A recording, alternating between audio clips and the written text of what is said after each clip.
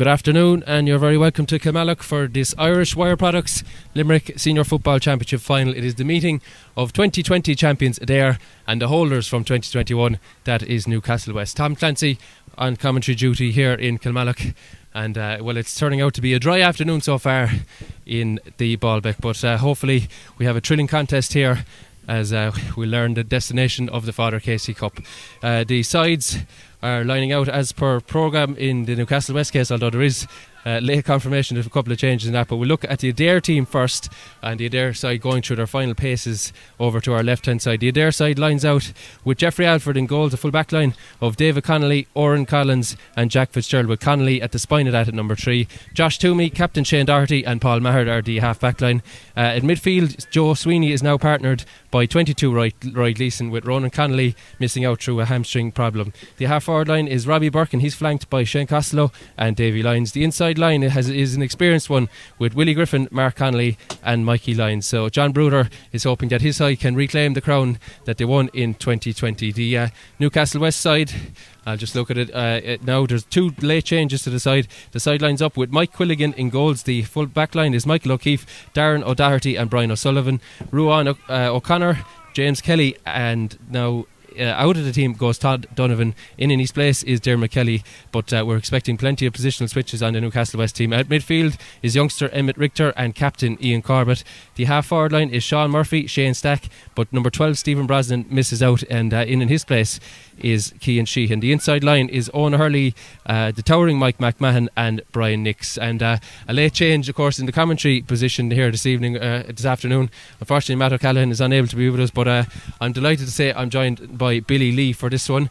Billy, of course, Newcastlewest native and a man whose brother is managing Newcastlewest here, so I won't be asking him for a prediction, but as a man who knows the Limerick football scene quite well, Billy, it's we were just talking before we started there, they've won 3 titles each in the last 7 seasons. They've played each other in 2 finals, winning 1 apiece. It's set up for a titanic tussle here in Kilmallock. Yeah, absolutely, and look, conditions are great. Field looks in great order, and they've won 6 titles in the last 6 years, so they're evenly matched teams. It'll be all in the day. I couldn't say one club has got the rule of the other one. It's certainly an even Steven, very competitive, and look, let's hope we have a very entertaining game. Yeah, last season's final was level going into the final quarter, but Newcastlewest taking over. AJ O'Connor getting a crucial goal. They won out 1-8 to 5 points in the end in the Gaelic grounds. Billy, many people looked at that game and said, it was drab, it was negative football. But when sides know each other well, there's potential to cancel each other out. They know their strengths. They'll try and play to their own strengths, but they can easily be cancelled out. And maybe that was the case last year. Perhaps this year there's new management in the case of Adare. There's new personnel, youngsters on both sides, different changes. We might get a more open game this afternoon. Yeah, every year is a different year, and teams take a different approach. Certainly that night inside in the Gaelic grounds, it was a drab affair, and there's no point in saying otherwise. And I suppose the difference came down to when AJ came off the bench. He was a serious threat and caused Adare that trouble for that 10 or 15 minutes he was on. And I think just on the night, Newcastle decided they were going to attack the game the second half to try and see could they muster up a win. Look, today will be a different day, and both teams have a lot of experience and have a lot of talent on both sides, and I know Adare are missing 1 or 2 key players, the likes of Hughie and Ronan Connolly. They'd be big losses. Young Costello as well. Owen Costello's missing, and so is Garrett Sparlin. So they all started last year on the county final. So they are. But look, you look out here and you see some of they are.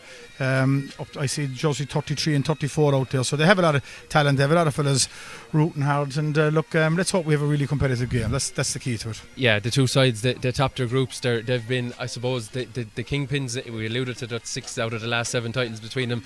So it's no fluke and no coincidence that these sides are turning out competitive teams. They're turning out winning teams year on year, and it's no fluke that these 2 are meeting in the final once again. No, and look, over the last number of years they had that cut a small bit above. A couple of teams, like certainly I was at the Monley Newcastle game, and it's fair to say that game could have gone anyway. Last 5 minutes, it was an injury time goal that Newcastle managed to get them over the line. I believe Abbey Field kind of will have a bit of regrets about how they performed and how they executed. So look, it's I suppose the experience of both teams saw them through, and sometimes we don't put enough kudos on having that experience and knowing how to win games, and certainly Adare and Newcastle have that, and the line up there in front of the band, there's none of them going to be fazed by all these what's going on at the moment. They're so experienced, and sure, look, we hope for a good game. Yeah, absolutely, and I echo those sentiments here, so we won't be asking Billy for a prediction.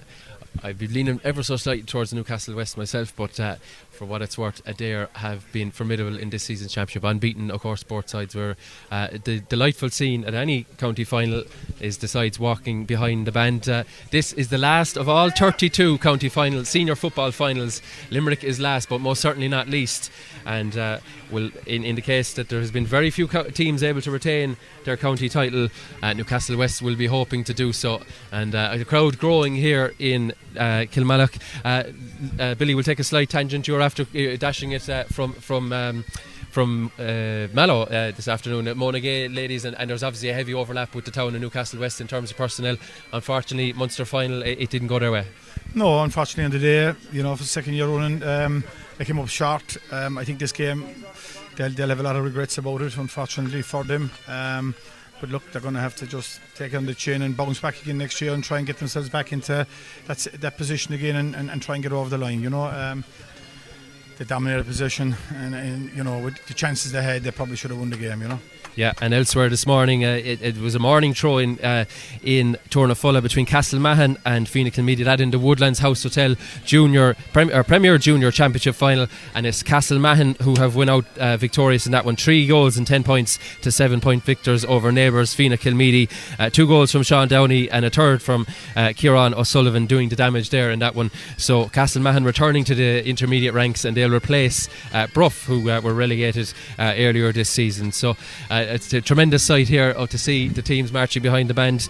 Billy, you've obviously stepped away for personal reasons from the Limerick senior football setup.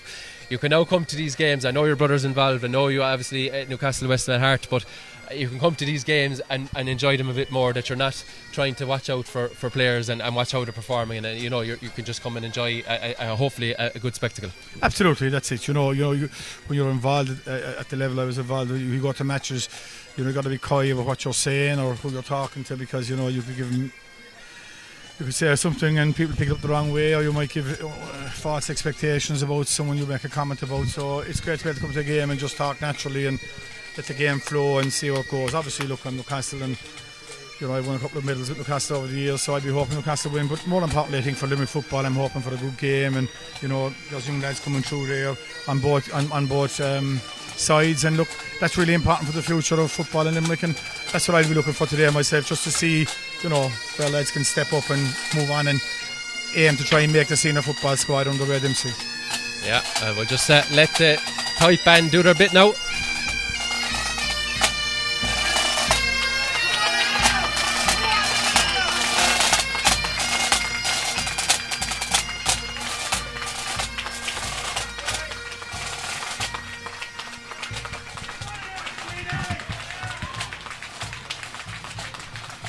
We must, of course, mention the officials here this afternoon.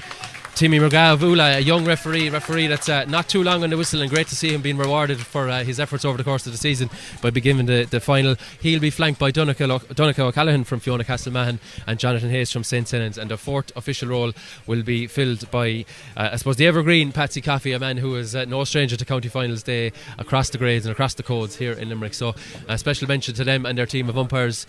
Tremendous effort to get us to this point in the season, and hopefully a good afternoon for that team of officials. So the final steps in the warm up, or in the parade there.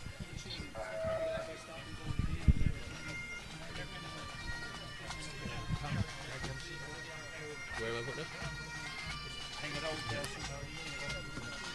I don't want to be knocking it. Is that alright?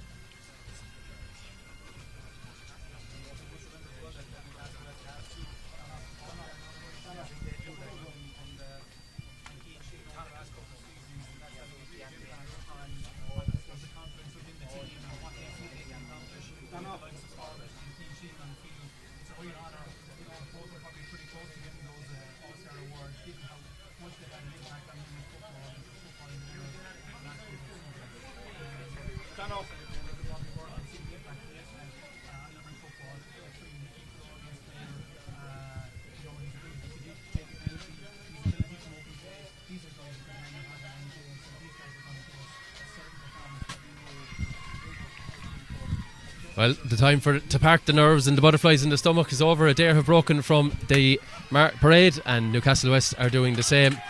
The final words of encouragement, I'm sure, have been spread out to the teams, and who will be getting their hands on the Father Casey Cup in round about 90 minutes time after hopefully will be an entertaining game. We're going to stand now for the national anthem here.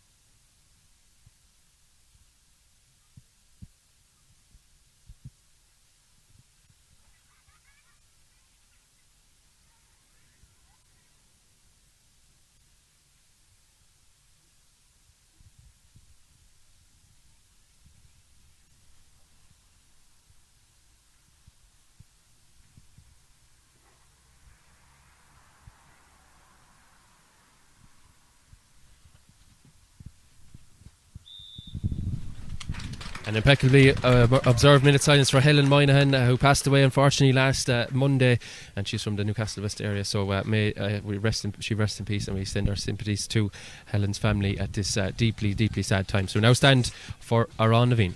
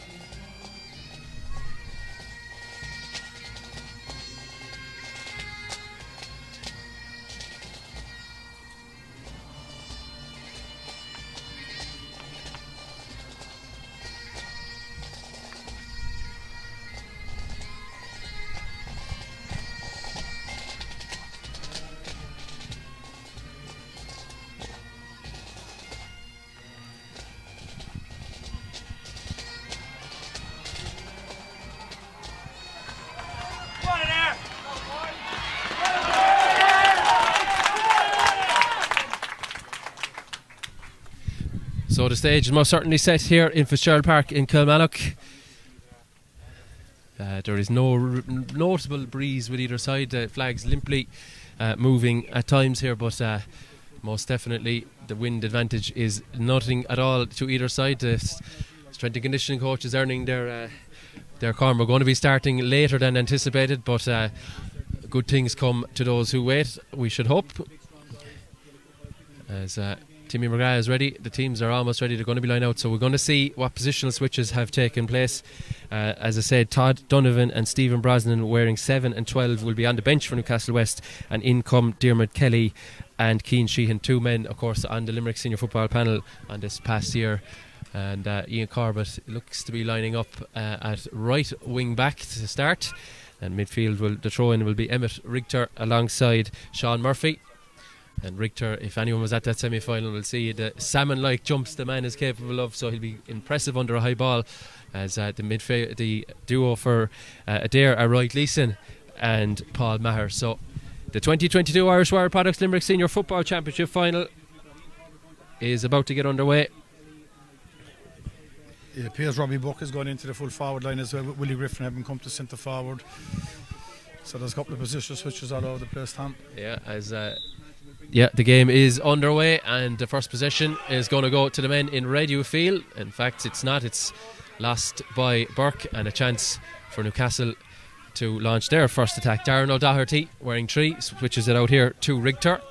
And Richter, a young talent, but most certainly worthy of his place in this Newcastlewest side, finds team captain and a formidable Ian Corbett, and Corbett delivers it inside and looks for the return. He gets it from Shane Stack. Corbett has to coming back and recycle across to this left wing channel, and that is Diarmuid Kelly, and he again with a hand pass finds the man. So Adare now playing with 12 men inside their own 65 at this juncture, and Newcastlewest will most certainly have to be pacing. Jamesy Kelly, one of the men involved with that Monaghan ladies side, he'll be disappointed with that result, but a chance for him to make it a memorable Sunday in terms of his own playing career, as the ball is switched out towards Ian Corbett. Adare happy to sit off, not really engage the possession as Corbett looks to switch, doesn't really catch that as he'd like. Then the turnover is good, and it's Davy Lyons all the way back there, covered an awful lot of ground in that semi-final against Father Casey's, and a very experienced player now in his late 20s is Davy, and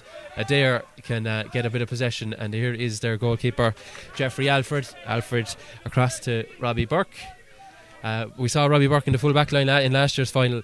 I don't think that's an option today. Adare are going to try and play him further up the pitch. No, they're going to try and use Robbie's talents further up the field. That said, no, he was sitting in what's known as the hole there in front of the full back line, just as Newcastle were attacking there. Newcastle were trying to use a bit of weight. They were positioning the full forward line right in front of goal, so they're probably trying to play a bit of weight, leave the corners free, seeking to get the ball in there. It wasn't a great execution from Ian, and he trying to put it into Mike, but it's early days. Early days indeed, as Willie Griffin switches it across to Davy Lyons, and Lyons has to go backwards as well. Possession 9/10 the law so far here, neither side really been too risky with it. Early stages as the ball finds its way to Shane Costello, and Costello across to Lyons. His brother was an option, but he goes straight in towards Burke. Burke could have played for the mark, and the referee says nothing doing there. A good tussle in the air as Jamesy Kelly comes out with it. Man of the match in last year's decider. Has he given away 45 though? He has. And Timmy McGrath, the referee, Billy, it's certain he's going to allow contact. It is a contact sport after all. Freeze looked from that passage play, looked like they're going to be hard down here this afternoon. Yeah, they're going to be hard down. On other days that could have been a free in from Adare, to be fair. Ian to me looked to be kind of all over Robbie, but look, if that's the way the referee is, you just got to get on with it. You got to accept it. That said, when the ball was turned over by Adare, they pressed high up and they forced James to put it out for a 45. So. Yeah, look, let's say hope we see pretty much more of that intense kind of pressing on the game and not pedestrian-like game, you know. Yeah, it's a chance for Burke. So we've seen him strike these with perfection.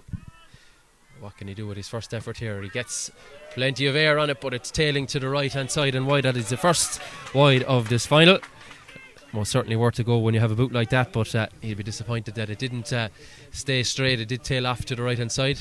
Yeah, looking at the breeze on the complex down, the flag, the tricolour is blown across towards the stand, so maybe the breeze just it was a good strike by Robbie and just a bit unlucky. Yeah, as Quilligan goes, I suppose, direct enough with the kick out as Adare have it through Costello, advantage being played, and he gets his free and he gives it back to Josh Toomey, and Toomey looking to play quick, but not an awful lot on. Paul Maher, captain of that UL Sigerson Cup team that were beaten in the final. A good season once again in the green of Limerick as he switches it out here to Oran Collins. Collins has to go through the black and white wall, and he comes back to Mikey Lyons. As now Newcastlewest turn to defend with 14 inside their own 65. As the only man ahead of the play is Owen Hurley. As chance now, they're going to be switched across. Jamesy Kelly looking to get there, and he does. Well intercepted by Kelly, and Kelly can carry. He has a bit of grass in front of him. He looks to find Shane Stack, and it's into the gloves of Stack. Stack much too far out for a shot, so has to go back to Cian Sheehan, and Sheehan switches it into Hurley, and this is back to Sheehan. And Adare again funneling back quite quickly as the ball comes back to Diarmuid Kelly. Goal in that semi-final, and Kelly straight over the green spot here. Diarmuid Kelly. Great interception by James. Brilliant reader of the game, James Kelly. You know, people see him as a physical player, but an outstanding footballer. Great man to read. Brilliant centre back. He holds position. He knows when to go. He's just an all-out very good reader of the game. Yeah, that was a well-worked score then. There was a bit of patience needed after the interception. They didn't go direct for goal, and the man, as I said, who got that goal late in the semi-final against Monaleen opens the account here inside 5 minutes, and Adare will try and strike back as Shane Costello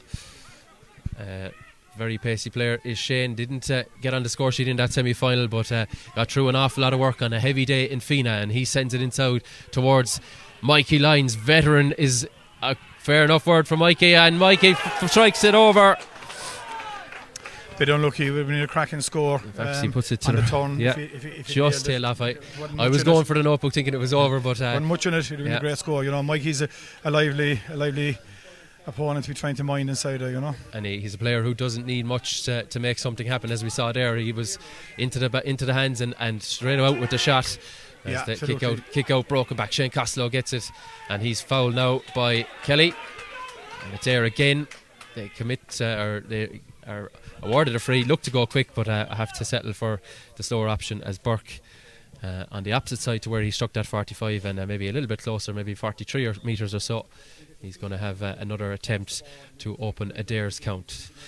Mark Melbourne, the physio, called in by Costello, and it looks like Costello is okay.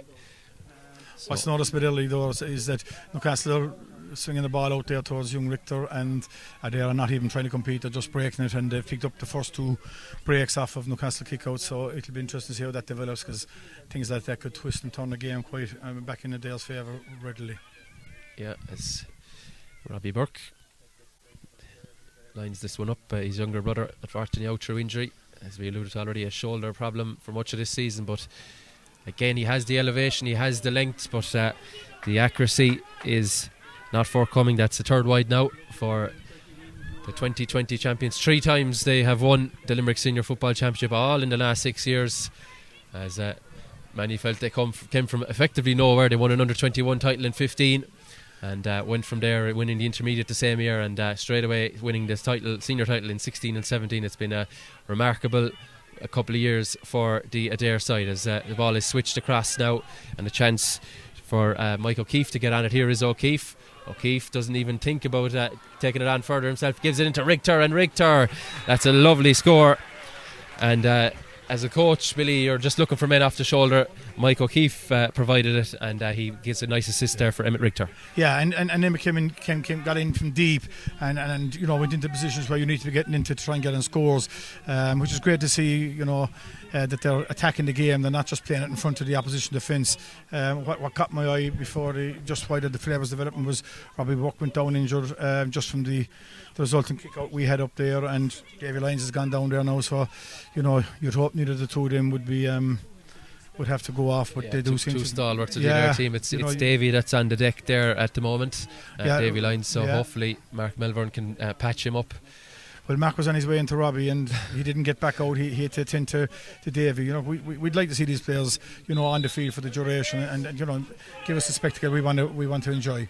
Yeah, as the kick out is short and it's in the hands of David Connolly, another man who's missing a brother out here today through injury, as he steps through a few challenges. The press from Newcastlewest is decent, but it doesn't yield much, as Shane Costello has to recycle, and well, Newcastlewest are determined, it seems, certainly on the score sheet, to get themselves in front early here and force the issue, as Adare just wayward so far, as Robbie Burke, as we saw with a 45 and a free, wayward on that so far, as the ball out to Roy Gleeson, and Gleeson carries it, and again Newcastlewest able to set up well defensively, so that there's no easy kick pass inside. Shane Costello has been on a lot of possession so far, a man, of course, who played League of Ireland soccer with Limerick 8 or 9 years ago now at this stage, as he gets it once again.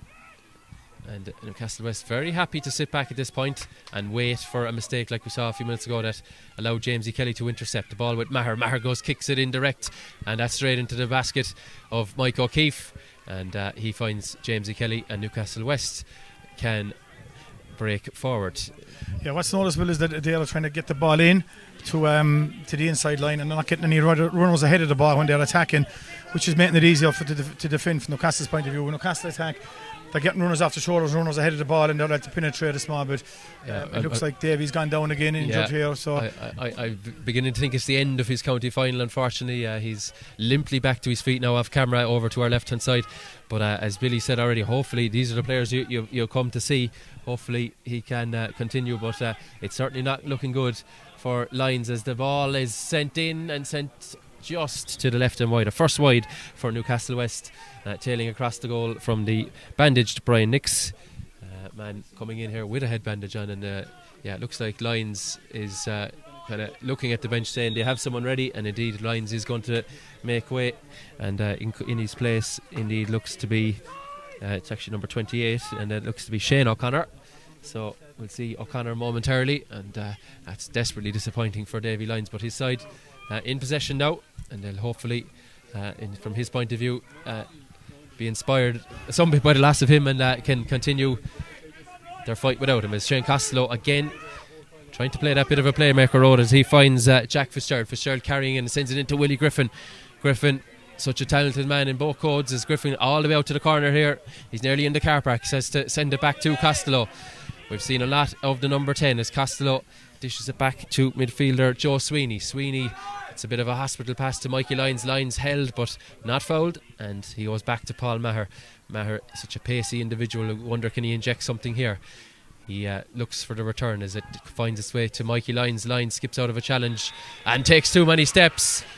Again, look, when they attacked, they had no one coming off the shoulder. They're only playing it in front of Newcastle and making it very easy to defend. And so, look, unfortunately, they turned it over again, and Newcastle going to come out, and it looks like Davies' day is up. Another big loss for a day, so the gods are conspiring against them for a small bit at the moment. Yeah, the injury list was long enough coming into the contest. It's gotten even longer, but an opportunity for Shane O'Connor to, I suppose, make a bit of a name for himself. He's had to be patient in terms of action so far this championship, and he's coming in and he's going to go kind of suppose straight into the corner forward position, and he's been picked up by Mike O'Keefe. So a chance for O'Connor to I suppose, as I said there, make a name for himself in this county final, as Adare let Newcastlewest come out with it. The kick-out retention stats going up there, but a very routine one, as Adare drop off as Ian Corbett switches it outside here, as Robbie Burke back there to collect the break. Good tight marking by Joe Sweeney, as Maher finds Willie Griffin, that's a lovely outside of the foot pass. No, it's not, it's intercepted. There was 2-on-1 inside, and the pass didn't have the legs to find Mikey Lyons, and Newcastlewest very happy with their start, I'm sure. Nearly a quarter of the way through the contest, and 2 points to no score, as Cian Sheehan missed some of the championship, but as he was stateside, nominated for an All-Star, as was Ian Corbett in 2020. So most certainly two talented men on the Newcastlewest side, but the commentator's curse as he gives that one away, and Adare will try and build again. Willie Griffin a long way from the number on his back would suggest, but that is of course the name of the game these days, as Paul Maher carries it up the right wing. Bit of a 2-on-1 with Emmett Richter, as Maher passes it off to Josh Toomey. Has he gone down a dead end channel? He's not. He's gone inside the 20, and he takes too many steps again. And it may be, Billy, a lack of options in a couple of occasions for Adare. They don't. We saw the second score from Newcastlewest, they'd men off the shoulder. Perhaps the same is not true of Adare's play so far. Not at the moment. Look, Newcastle's second score, Michael Key came off the shoulder, and then Emmett Richter had gone ahead of the ball. There's no one getting ahead of the ball for Adare. I looked up there, and young Toomey went in with it, and there was 4 fellas behind him. They weren't attacking the game. Well, as the ball finds its way to O'Connor, and O'Connor dishes it back to Maher. Maher inside to, and there's a foul there on Mark Connolly. And Newcastlewest, I suppose, part of their own downfall there, and coughing up cheap possession, having had the free inside their own 20-metre line, and the free will be taken by Mark Connolly. It's a routine one, you'd imagine, for a player of his ilk, and he sends it straight over the bar. Yeah, look, an easy score for from a free taker's point of view, and look, maybe that'll settle there into it now. I just feel if they want to get at the pitch of it, they're just going to have to attack more in numbers, get fellas ahead of the ball, and to drag Newcastle defenders around the place, and it's easy to defend at the moment when they're going in, Yeah, Cian Sheehan gets on it again. Adare funneling back very, very quickly and allowing Newcastlewest have it just inside their own half, as James E. Kelly receives possession from Darren O'Doherty. That's a bit of a tricky one to be dealt with. Bounces it through his own legs there. Good thinking not to run out over the sideline from Brian Nix. And the ball comes back to James E. Kelly. Adare, I suppose, a little bit energised by that score, are trying to build on it here. Do Newcastlewest have the guile to get out of the back line? They do. Ian Corbett actually tripped by his own man there, and Corbett carries it past Shane Costello solo, and now decides to go direct long in towards Mike Mack. 2-on-2 inside. McMahon spills it, gets it now, bends his back, gets it, and finds a long way from goal, number 4, but that's going to go to the left and wide. That's a wide from Brian O'Sullivan, And that's a second wide now for Newcastlewest. A towering presence is McMahon, but he was just spoiled a little bit there, Billy. It wasn't an easy possession for him to gather. No, because it's coming straight in from a central position, but Mike's got such a presence. He's such a physically strong man. It's going to be hard for Dave to try and get out in front of him and knock the ball away, but he managed it, and they didn't concede a score, so they'll be happy with that. Yeah, it's Adare turnover possession. Keane Sheehan surveying his options, dishes it inside to Owen Hurley. Hurley, the free taker, hasn't had one of those so far, close to goals anyway, as Sheehan makes sure not to go down a blind alley and goes back to Owen Hurley. That's going to go short. It's going to be man out in front this time is David Connolly, and Mike Mack unable to get there for Newcastlewest. Shane Costello receives possession from Paul Maher, and straight off the middle making a run is Willie Griffin. Griffin has Burke off the shoulder, switches it across to Mikey Lyons, two of the elder statesmen of this Adare side that has every year added young players to the mix, as all the way out over the sideline Donnacha O'Callaghan has the flag up, the linesman, and a chance for Newcastlewest to try and clear their lines.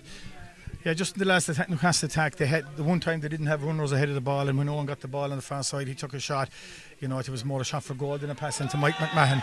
But again, there was no one coming off the shoulders, and it's not easy to score when you don't have runners coming off the shoulder or getting in ahead of the ball. And they have been guilty in it, and Newcastle were guilty in the last attack as well. Yeah, that line ball did come in, and then it curled its way out. Jamesy Kelly unable to keep it in. Shane Costello gets on with it. Well, most certainly not on the same wavelength as Robbie Burke, and Burke puts out his hands as to say, was that for me? And it most certainly was, because there was no one else for Adare there, as the ball is switched out to Diarmuid Kelly. Kelly knocks it down the line, and is there a push on the back? There is. Joe Sweeney, the guilty party on this occasion, and is he going to bring it forward? No, he's just telling Adare to move back. Well, in fact, he is bringing it forward, and now it becomes much more scoreable, Billy, because it was out near the sideline. I'd have loved to have seen it being kicked from there, because that would be a remarkable score, but he's brought it in and made it somewhat easier. Yeah, absolutely. Look, I suppose firstly you'd say there was no need to foul where he was, because our man had his back to goals way out the sideline, and I didn't see anything said. Something must have been said, but there was nothing obvious. There was no one. Maybe they didn't retreat quick enough for the referee's liking, but maybe that was it. It was nothing too obvious anyway. Yeah, Diarmuid Kelly comes in after left, and those metres that were gained have allowed Kelly to kick it over there first from a free. We mentioned Hurley, but Kelly in on the 18th minute, just about landing his first of this contest. Sorry, first free, I should say. He already got the opening score of the game after 5 minutes. It wasn't the easiest free in the world for a free taker to get your first one. The ball spilled here. Mike McMahon is on it. He's unable to pick it up though, and Kelly is on to support. Dare, just like Newcastlewest did at the other end, making problems for themselves, as Kelly seems to be held, but finds it to Mike McMahon. McMahon throws it up. That was textbook block there from the Adare man, as Ian Corbett comes in. 2 or 3 red and black shirts. Corbett somehow picks it up on the second go, but across the face of the goal and wide. 3 wides apiece now here in Kilmallock. Great defending by Dare. They were under a bit of pressure. Mike took a swing at it there. There probably wasn't a need to do it.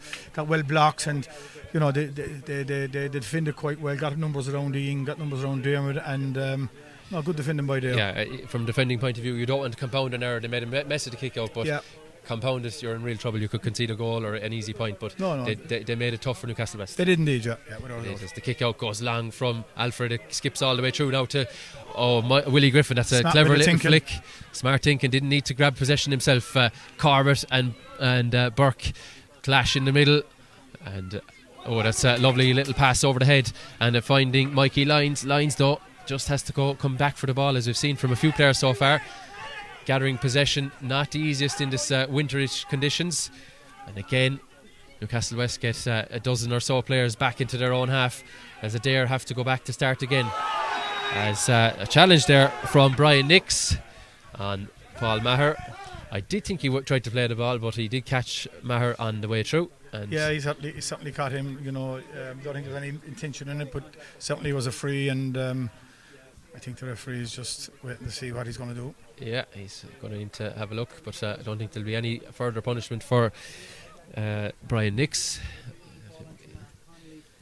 Great bit of thinking there by Willie Griffin, and these are the things we like to see in games, that just a bit of ingenuity and thoughtfulness and.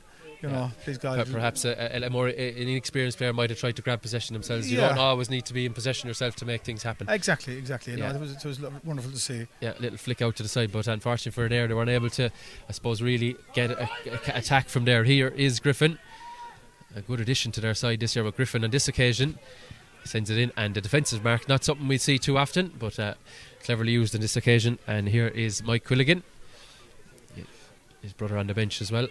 Thomas Quilligan, as the ball sent out to Sheehan, and James he could have done with a hat there. He was putting his hand up to see where to block the sun as he sends it inside to Nix.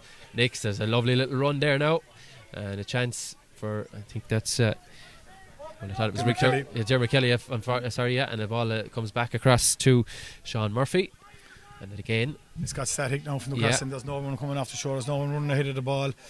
And it allows Adare to get back. They've just to give you at home the view. They have everyone bar Mikey Lyons back in their own half now. Number 14, Mark Connolly, the next furthest forward. He's just after pushing Jamesy Kelly. So that'll tell you what their formation and tactics are when they're not in possession. A game of chess. In situations like this, the ball has just got to get wide fast, less all around the middle of the field, and stretch it, and that begins to open up chances. Newcastle just playing with the ball, looking up to see a pass centrally. It's not on. There are plenty of bodies inside there. There's no need for half this pass. This ball just needs to move. Yeah, it's good insight from Billy. 22 minutes gone. You're not going to get yourself to the end line, to the end of this game by just sitting on a 3 points to one lead. They're going to have to try and make and build on that lead. Ball sent inside, that's a bit more penetration. Now there's a couple of runners. They're not really getting close to the possession in the last minute or two, but Newcastlewest not getting close to the goal until now. Nix, that's going to be dangerous. Flick to the back of the net. Mike McMahon follows it in. Lovely delivery by Brian Nix. He may have been going for the point, but Mike McMahon, we mentioned his size, all he needed to do was get a right hand to it, and there's nothing Jeffrey Alford or David Connolly could do. No, that was it. I was just watching Brian Nix has gone down injured and seems to be in a bit of distress outside there. He certainly was going for a point. I thought he was going to get it, but Mike just followed it in and just got a flick to it, and I think that's Mike's strengths, one of his strengths anyway. He's hard under a high ball to manage. He's a big, strong, physical man, huge presence, and we've seen over the years there's very few in the clubs in Limerick who can actually manage him, Yeah, he must like Kilmallock. I was here in the group stages against Galbally. Newcastlewest scored 3 goals in that evening, and Mike got them all, I think, from a combined distance of about 6 yards. He's added another yard or two to that there. It was a ball again that maybe other players might have decided that they were trying to catch, but Mike had absolutely no hesitation. It was just get a little touch on it, and there'd be nothing that the young goalkeeper Jeffrey Alford could do. So that's a crucial score to really bloat the lead, considering the low scoring nature of this one so far. 1-3 to 1 is a considerable margin, you'd feel, at this point. Adare need to come up with some in answers. A situation like that, I would always say, goalies, they just have to come out and clear everybody out of it. Whether it's take out man, ball and all their own man, it doesn't matter. The ball is the most important thing in that situation. Young Alfred, to be fair to him, he's a young lad. Wouldn't have the experience of years of playing senior football, but a goalie should always just be commanding and just doesn't matter what they hit or who they hit. The ball has got to come out. Yeah, and ends in the back of the net. So the first green flag of this afternoon's Irish Wire Products Limerick Senior Football Championship final goes to the holders, Newcastlewest. They have their nose in front. What they did last season when they got that goal is they kicked for home, but there's a long way to go in this one just yet. Ball sent in now to Mikey Lyons. He has a couple of options. One of them is O'Connor, and O'Connor just about finds a teammate. 4 Airmen there, but 4 Newcastlewest men in their way, and the referee has whistled. I'm not sure what he's signalling. I think accidentally or otherwise a Newcastlewest man ended up on the deck. I think it was Ian Corbett ended up on top of the ball, and the referee's going to throw it in. It's they really need a score now to just try and nullify the impact of that goal more psychologically perhaps than anything else. Yeah, they certainly need a score quite quickly, and in fairness to them, anytime Newcastle score they come back up. I just think it's how they're trying to get the ball into the inside line. They're looking for a quick delivery. Newcastle are cutting it out. Maybe if they just change it up a small bit, they might have a bit more success. I don't know, but certainly I think they need to consider that anyway. Foul by Emmett Richter there on Burke in the throw-in, and it allows the free to be taken by number 14 Mark Connolly, and Connolly 2 from 2 now from the frees. Yeah, good response from Adare, and I suppose, look, it just tells you their belief and their confidence in themselves. They've been there over the years, and things like that won't faze them too often. They'll know it's going to go down the stretch one way or the other, so they'll just try and keep boxing away to get themselves back into the game, close on the scoreboard than they currently are. Yeah, and the ball switched across now to Sean Murphy, Mike O'Keefe, and now Ian Corbett. Such a willing runner is Corbett, and he carries it through a tackle there. The referee allows play to go on. Corbett into Sheehan, and Sheehan has an option out in the left wing and decides to go into the left corner. He was looking for a mark, I think it was Nick's, but he spills it, and Emmett Richter is there to help him. That's the idea of having players nearby. They can bail you out when the ball isn't clean, and it comes back to Murphy, and Adare again funneling the bodies back and making it difficult for Newcastlewest. But we saw what happened with the goal. One direct ball, which may have been going for the point, finding Mike McMahon, and caused all sorts of problems. And a pull there on Cian Sheehan, the perplexed Roy Gleeson. Yeah, look, Ian got in behind, got ahead of Ian there and gave him the option. And while the pass wasn't great, for me, and it was kind of a poor pass, Cian managed to secure possession and won a free. Bit difficult, but hopefully, from a Newcastle perspective, Diarmid can kick it over. Yeah, saw the one a few minutes ago, which was a little bit closer, maybe 3 or 4 metres closer on this near side. He caught that quite well. And Doherty in his way, Shane Doherty, the captain, he puts plenty of height in it. But perhaps, as you say, Billy, the wind going across the field, it meant that the ball was never going to probably curl in, and a fourth wide. Just different, difficult execution, trying to execute it from there. Probably didn't catch it, off the inside of the boot like he probably planned. Yeah, it's a chance now for Jeffrey Alford to restart for Adare. He goes direct. There's 2 under it from Newcastlewest, and there is Richter. And I did say he can jump high. He just proves me right on that occasion. One of the few times I will be right this afternoon. Ball inside for Newcastlewest, looking to re-establish that advantage, but it's short now from Diarmid Kelly. Didn't catch that one how he'd have liked, and Newcastlewest now are going to have to funnel back. Robbie Burke, plenty now with the loss of Davy Lyons, plenty on his shoulders to carry the threat to Newcastlewest.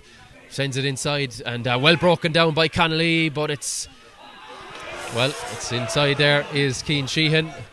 A bit unlucky by there. A great ball by Robbie, going up the wing, took on Ian and got away from Mike Mack, and delivered the great pass in. Just a bit unfortunate. It was only, you talk about fractions on secure position there. They were in a threatening position. Just a fraction, just small margins. Not an awful lot of a difference between a free and a very, very good shoulder, and I think that's what Connolly was looking for. Now he's Shane O'Connor, I should say, wearing 28. He now finds himself in the referee's notebook for that one. I don't think there was any intent at all. Just a fraction of a second late, and collides with the Newcastlewest man, who is, I think, gingerly enough getting back to his feet.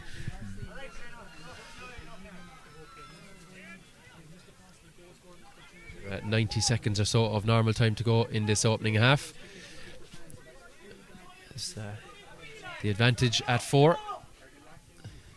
Now Newcastlewest will hope to come out of this position quite easily, but Adare have pushed up on all the players bar the goalkeeper and Mike Quilligan. No stranger to point himself for taking the odd free here or there, but he decides he's had enough of it and gives it back to Sheehan. Keane is covering a lot of ground, and I don't think he's playing midfield. I think it's Sean Murphy and young Richter are playing midfield, so he's coming back from the half-back line trying to get on the ball and bring it out. I suppose he's an option at all times, really. He's a powerful runner, so he gives that option. That's great defence by Adare. Look, a great turnover high up the field. Yeah, and great turnover by Adare. Yeah. It's going to be 3 minutes of additional time at the end of this half, Patsy Coffey has indicated, and now the referee is going to try and keep a lid on this one. It's a free for Adare for, I guess, overcarrying, and Jonathan Hayes is going to mark the spot. Yeah, look, great turnover from Adare. 4 of them around. Initially, one of our Newcastle men, and then a second man came in and they got another body in there. So, hopefully that'll give them a bit of a fill up just to go and attack the game a bit more. Yeah, as Oren Collins gets it out on this right flank, he's his captain Shane Doherty over his right, but he has to come back to Joe Sweeney, and Sweeney finds Paul Maher, and not for the first time this afternoon a player spilling the ball with no one near them, as Maher Another man, as we said, that carries the ball a lot and is capable of it. Lovely little ball in by Shane Costello. Is there anyone off Mikey Lyons? There really isn't. Oh, there is now.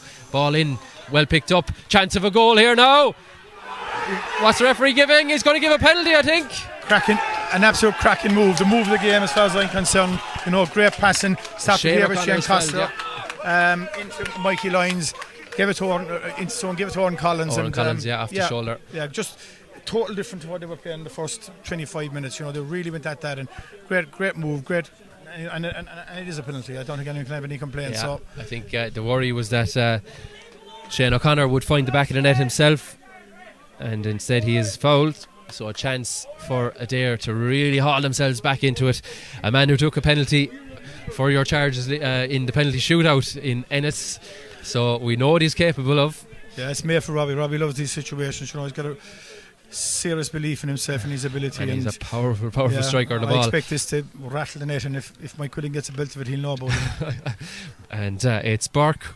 Robbie Burke. Oh yes, into the corner. What about that from a finish from Burke? There was little doubt in Billy Lee's mind. There was little doubt in Burke's mind. He burst the back of the net, and suddenly it's back to a one-score game here. Adare now with the impetus. Great finish by Robbie. Place it with power. Not easily do. But there's no one better than Robbie to put situations like that into the back of the net. Yeah, Quilligan read it, but I don't think he'd want to have been in the way of it. What a penalty that was! And Adare now, you can see hear the volume Benito's has lifted as they look to try and get themselves level before the half. But Newcastlewest have other ideas. Darren O'Doherty, a long way from his station, sends it inside to Brian Nix. Nix met by a shoulder charge. Nix! All the way across the goal. And for a split second I thought the green flag was going to be raised at this end. Fifth wide for Newcastlewest. A point with it, that was the time to put just maybe the bit of an experience with Brian. Just put the fist on it, put the ball over the bar. When Newcastle got the goal, Adare came down, got a point immediately. That would have been a time just to nullify the effect of the goal somewhat, and unfortunately it wasn't taken. The ball is flashing across the face of the goal. Jeffrey Alford, the most relieved man in Kilmallock to see that one wave wide by his umpires. Just a 1 point game, but they kept in touch, and then the opening came through that penalty, and the left foot of Burke blasting it to the back of the net to haul them back to a point, as Alfred is going to get on with it. That's a little bit risky, but you've a player like Paul Maher, I think was it under, or was it Owen Collins in fact that gathered it, as Newcastlewest put a bit of a press on, but Adare tiptoeing their way out of it, and the ball switched out to this near side. Will we be going in to half time with the sides level? Adare will be hoping that they can do that, and we're still in stoppage time. Ball switched across. Emmett Richter's going to jump highest and get that. Indeed he does. Spins out of it to Sheehan off the right. That's a lovely delivery. The fullback's out in front, and he read the flight of it quite well, because very well read by Dave. Initially I thought it was going to go in over his head, but Dave Connolly is an assured defender and a competent footballer. Yeah, the ball intercepted. Last few seconds of the half now. Can Newcastlewest double that advantage at the break and maybe just take a little bit of the sting out of Adare? Well, they won't be able to add to it because it is half time here in Adare, or in Kilmallock, and Newcastlewest leading on a scoreline of 1-3 to 1-2. Billy, I suppose briefly before we ever let everyone home catch a cup of tea or whatever they want to do, sum that up for us. Newcastlewest looking strong, but we're only back to a point.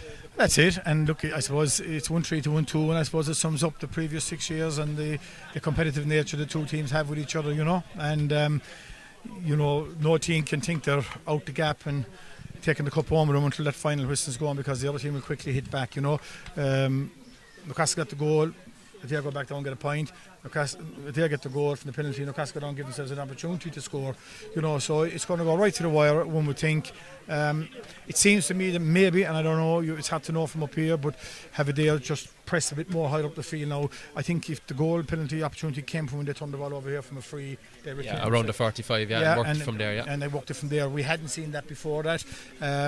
Newcastle then, when they came down to attack for the last scoring opportunity, they had 2 or 3 of the full back line coming down. The Hartley's gone down, Brian Sullivan, so they were attacking the game. So look, let's hope we can see more of that attacking intent in the second half and see where it gets us. Yeah, what a finish to the first half. Well, we're going to take a bit of a break. I suggest you do the same, but don't go too far. It is half time in the Irish Wire Products Limerick Senior Football Championship, and it's Newcastlewest with their noses just in front. A goal and 3 to Adare's goal and 2.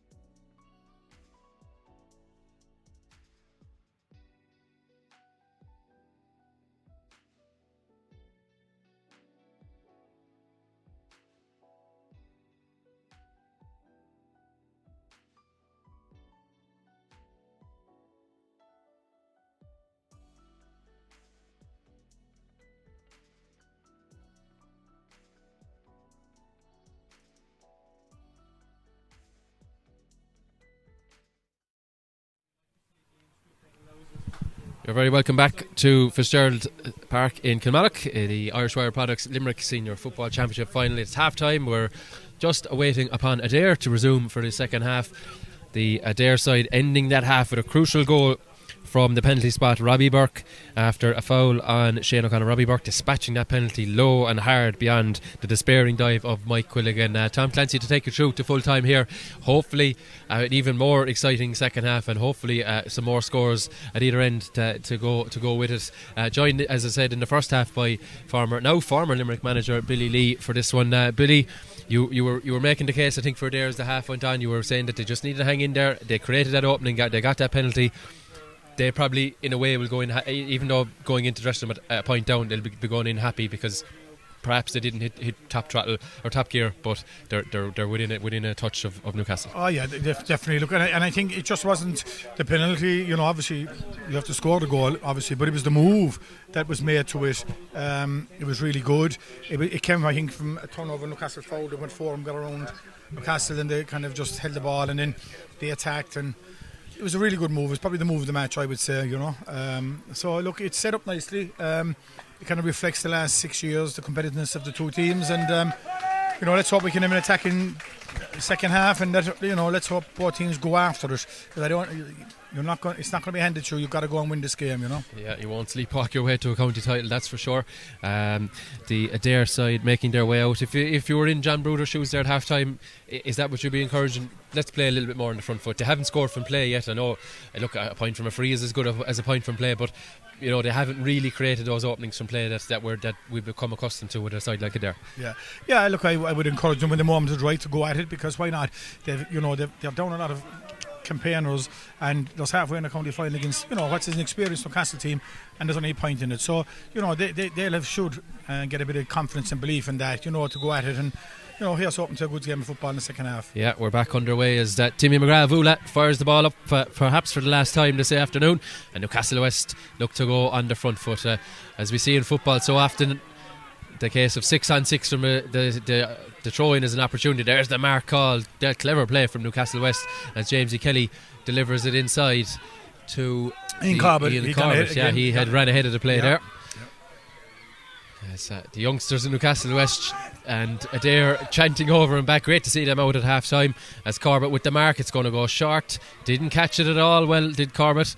And Adare have the possession back and can try and create an opportunity from here to level this contest. Haven't been level since we threw in, and the closest we have been obviously is that single point. So Adare through Robbie Burke come back to Paul Maher, and Maher across to Connolly. He got the 2 points for Adare in that first half, both from frees, one from either side of the goal post, really, if you like, as Paul Maher gets it, and Willie Griffin has to do a bit of a spin and out to Captain Doherty, and Doherty sends it inside. There's a tussle for possession there. Adare man ends up on the deck.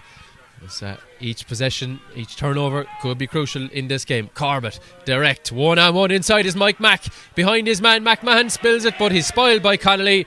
That's all his management team will have asked before the game. You don't need to win clean possession.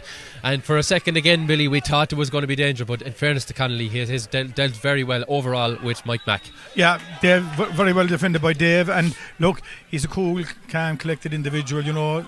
He won't get too excited, he won't get phased. He's giving away the bones of a foot on Mike, you know, but nothing will face him. He's got a good temperament, and he's in a good place, and very well defended by him. Yeah, Jamesy Kelly has caught Robbie Burke with an outstretched hand there. Burke, clever little jink, perhaps from maybe from his rugby days he learned that. Sidesteps Kelly, another man who has played that for 15-a-side game, of course, rugby, and Kelly protesting his innocence, and he, I think, is going to go into the book. Indeed he is. Yeah, it wasn't the whole pile in it, but there was a foul, and you know, it was a great sidestep by Robbie just to fool Jamesy into that tackle, and I think it's a fair call all round. Yeah, so when Burke gets back to his feet, Adare will resume. As I mentioned, last year's final was deadlocked. I think it was maybe 4 points apiece at the three-quarter mark as we had at that point, and Newcastlewest powered on to win it from there, and kicked a lot of the, was it 1-4 to a point down the stretch to win 1-8 to 5 points in the Gaelic grounds. But we shall see what's going to happen in the second half as Mark It Melbourne. might be an opportunity for Adare now to attack down the centre with James being on the yellow card. You know, he will not be able to go for the big hits he normally can deliver or stop, because anyone he won't just tackle it a small bit off. He'll be making a long walk. Yeah. The walk to the, you know, so we'll see what happens.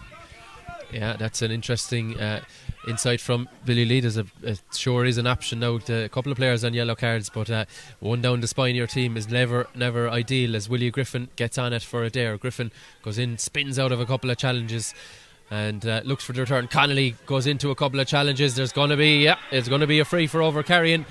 And in fairness to Timmy McGrath, he's given 3 or 4 of those this afternoon. If players go into tackles, they're going to want to get rid of the ball quickly, because if they're bottled up, they will be done for overcarrying. As Newcastlewest start again, and Darren O'Doherty gets on it as Ian Corbett. You can hear James D. Kelly barking his team up the pitch. As a chance now, Sheehan back to Kelly. Of course, brother of the great Stephen Kelly, one of the finest footballers I think anyone could agree that Limerick has ever produced, and he's involved in the backroom team down beneath us here this afternoon. So the ball is switched back across to Kelly, and Adare with 14 behind the ball, or 14 just about in their own half now, as Ian Corbett gathers possession. Corbett puts on the gas and delivers inside. That's turning into a bit of a 50-50, and the ball is spilled out. Well, the umpire has given a 45, but Timmy McGrath overrules him. A good refereeing, in fairness, good strong. It was clearly, from our vantage point, a wide. It was a wide, yeah. So the umpire just maybe getting his wires crossed, but good to see Timmy. What's noticeable here, down the law. Tom, again, is that Newcastle not helped get the ball to stick in the full forward line. Now they've had a couple of deliveries, both late in the first half and start to the second half. The first two they've had here, nothing is sticking. What was also noticeable there was that when James went to tackle Willie Griffin, he had to pull back there earlier. Ian made a very strong tackle then on Matt Connolly and turned over the ball to give Newcastle the possession. But before that, James had to back off from a tackle. So it might be an opportunity for Adare to go at Newcastle there in that position. Yeah, here is Emmett Richter. He was between the two commentary teams here. He was picked out as one of the star men of that first half. He'll be hoping to continue. He did get himself, of course, on the score sheet. He'll be hoping to continue in that vein as Sheehan gets it out of a couple of challenges. Is he clattered on the way past till he gets it to Corbett, and play goes on. Ball inside. There's a chance now. Mike Mack, he was thinking straight away about the post, but he has to come back, and he takes him and he steps. And the turnovers are proving important, and the free is going to have to be taken back from the mark.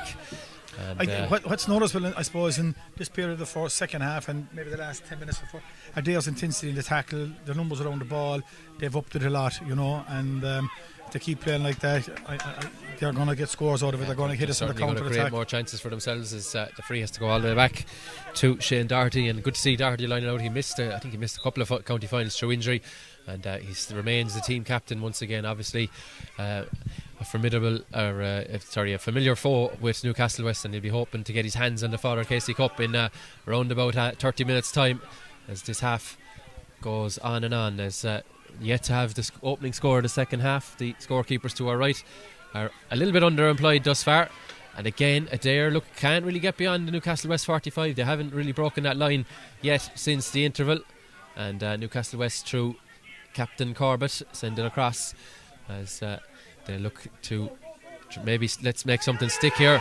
There's an awful lot of steps there for Brian O'Sullivan, and O'Sullivan just about allowed to continue by the referee as ball finds its way back to Ruan O'Connor.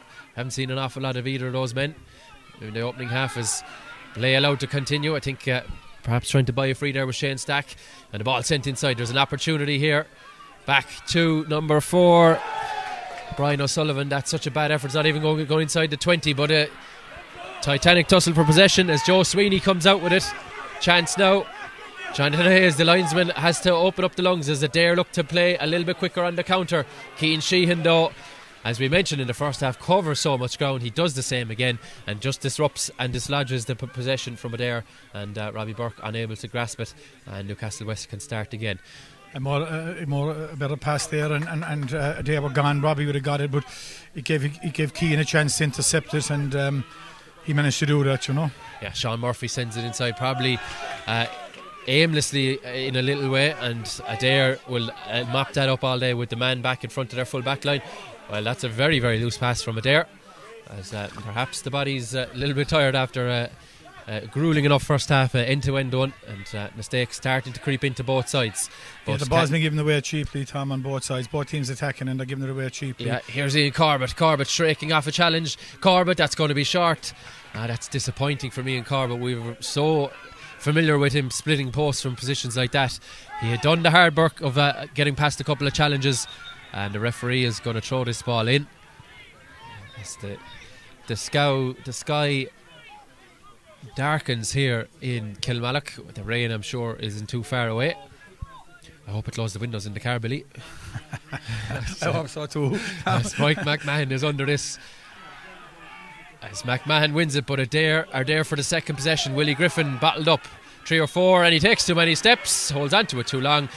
And in fairness to Timmy McGrath, he just isn't allowing that today. Players are trying to buy frees, if you like. They're trying to maybe fool the referee ever so slightly. There wasn't much in that. He was just stopped from moving, not illegally, and a chance for Newcastlewest. The goalkeeper, Mike Quilligan, tentatively I think was going to come for it, but he decides it's an awful distance for me to kick for goal, so it's going to be in the hands of Owen Hurley. Hurley goes back though to Sean Murphy, and Murphy can carry. Is there a better option here now for Murphy? Not an obvious one. They have to go back to cornerback Mike O'Keefe, and O'Keefe has to come to Jamesy Kelly. Adare now with every single player inside their own 45 inside towards Mike McMahon and into Jeffrey Alfred's gloves, and Alfred, he spills it and just hacked away there. It's going to be a Newcastlewest line ball down in the corner here. The short hand in from young Alfred with the high ball coming in, and Mike McMahon, hovering around it, but it was a short hand. I'm not sure how it fell from his grasp, but certainly when the ball landed in him and there was a big presence of Mike, it wasn't the whole pie unlike the goal in the first half, so. Yeah, the line ball sent in towards McMahon. Well, he pushes the ball wide, but he, I think, has been called for a square ball. Of course, the ball coming in from a line ball, you can't be in from open play. You can be in before the ball as long as you start outside. The referee or the goalkeeper thinks it's a kick out. It's actually a free, so Alfred has to take the tee back in. I think the rain is starting to come here in Kilmallock, so tricky underfoot conditions before a ball was thrown in here this afternoon, and they may worsen as the second half goes on. Paul Maher spinning out of a couple of challenges. Maher on the deck. Let's go to possession. Newcastlewest with 4 bodies there, and they do come up with the possession. Emmett Richter across to Sheehan. Does he have a runner? He does, and the runner is Brian O'Sullivan.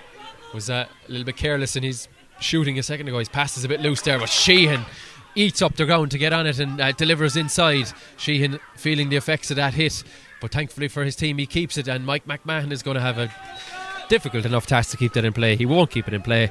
And as you can see, another wide for Newcastlewest. They had 5 in the opening half. They've added 2 now to this, and Cian Sheehan worse for wear for that challenge.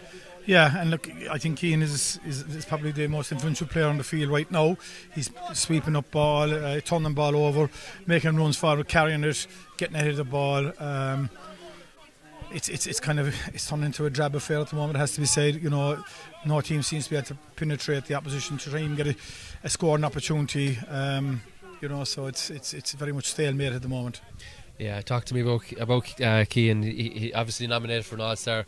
Sometimes those things can come and you can just assume a player has had a great year, but he did have a great year, and he has progressed, I think, steadily in the last few years for both club and county. Yeah, absolutely. Look, he was well deserving of a nomination. He was outstanding during the league, and deserved that nomination. Yeah, as the kick out for Adare doesn't go to plan. Ian Corbett's pass inside definitely doesn't go to plan, and the red and black of Adare are there for it. As Jonathan Hayes, another man from the west, he's from St. Senans, Shanagol and Fines area, he's over on the line, and he indicates that it is an Adare ball as Maher gets on with it. Mike McMahon with the press on Doherty. And Newcastlewest not letting Adare anywhere near their goal since the resumption. We're 12 and a half minutes into this second half, and Adare yet to really threaten an equalising score, but the game very, very delicately poised. Ball into Connolly off to Griffin, goes for the return. Griffin looks to power through it, skips by 2 or 3 players, 2 defenders and 1 attacker, and it's in the gloves of Mikey Lyons. I believe Lyons gets his free. Mikey Lyons, when he get the ball into him, he's prepared to take on his defence, draw. If they can get ball into him, he was a threat in the first half. They just couldn't get it into him. There wasn't enough bodies attacking. Yeah, the play. He finds Griffin off the right. Oh, what an effort that is from Willie Griffin. Great score on the turn and over the bar. Yeah, they didn't hesitate, didn't wait around with the free, didn't wait for something to happen. Willie looked for it and made it happen. And the first score of the second half, 13 minutes in, is from Willie Griffin. An equalising score. The first score from play for Adare this afternoon. Their forward line has lived off relative scraps, but we have seen the potency in terms of winning that penalty, winning a couple of other frees, and now Griffin off the mark. He's no stranger to scoring points in hurling, and he's added one here in the football colours of Adare as Emmett Richter gets on it. Looks like Thomas Quilligan has come in. We may have missed the substitution beneath us, or in fact he's preparing to come in on the far side. We'll see who makes way. Sweet striker of the ball is Quilligan. Did start that semi-final, so maybe a little bit disappointed not to make the first 15 here, but he can have an impact for sure in the final quarter. Ball from Ian Corbett in towards Brian O'Sullivan. O'Sullivan playing very high in the second half, and he'd be wise to go back and help Corbett for an option. Corbett off the left in towards Mike McMahon. In fact, it skips across the 20 and Adare mop it up, and can they try and get themselves ahead for the very first time this afternoon? The pass though is a poor one, and Cian Sheehan collects, and the ball going to be coming down this left hand flank again as Sean Murphy is on it. Murphy doesn't have an awful lot of option. He's pulled back by the hip and the advantage is coming. Murphy sends it in. The advantage is not over, and it's going to be a free just outside the 45. And the goalkeeper, here he comes, Mike Quilligan. Because it's such a low scoring game, really, every single shot is crucial. Every single score is absolutely paramount that you take. Absolutely, and even more importantly is its possession and what you're doing with it, and not just throwing a boot in it to make one of these fancy passes just for the sake of it. It's they're getting bodies back. Newcastle need to be a bit that more patient to walk it around.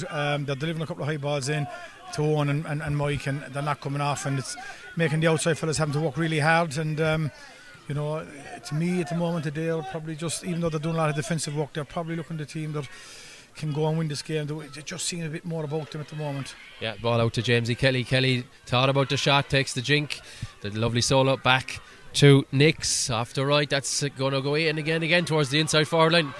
Such a dangerous goal mouth in there without much grass inside there, but Adare have the numbers back to turn over the ball. And the direct ball into McMahon in the second half hasn't worked for Newcastlewest. They haven't created opportunities to shoot for goal other than those. And Adare, as Billy says, perhaps in a strong position, being level, and a chance to, it was a bizarre one to see Joe Sweeney diving like a goalkeeper to try and save the ball.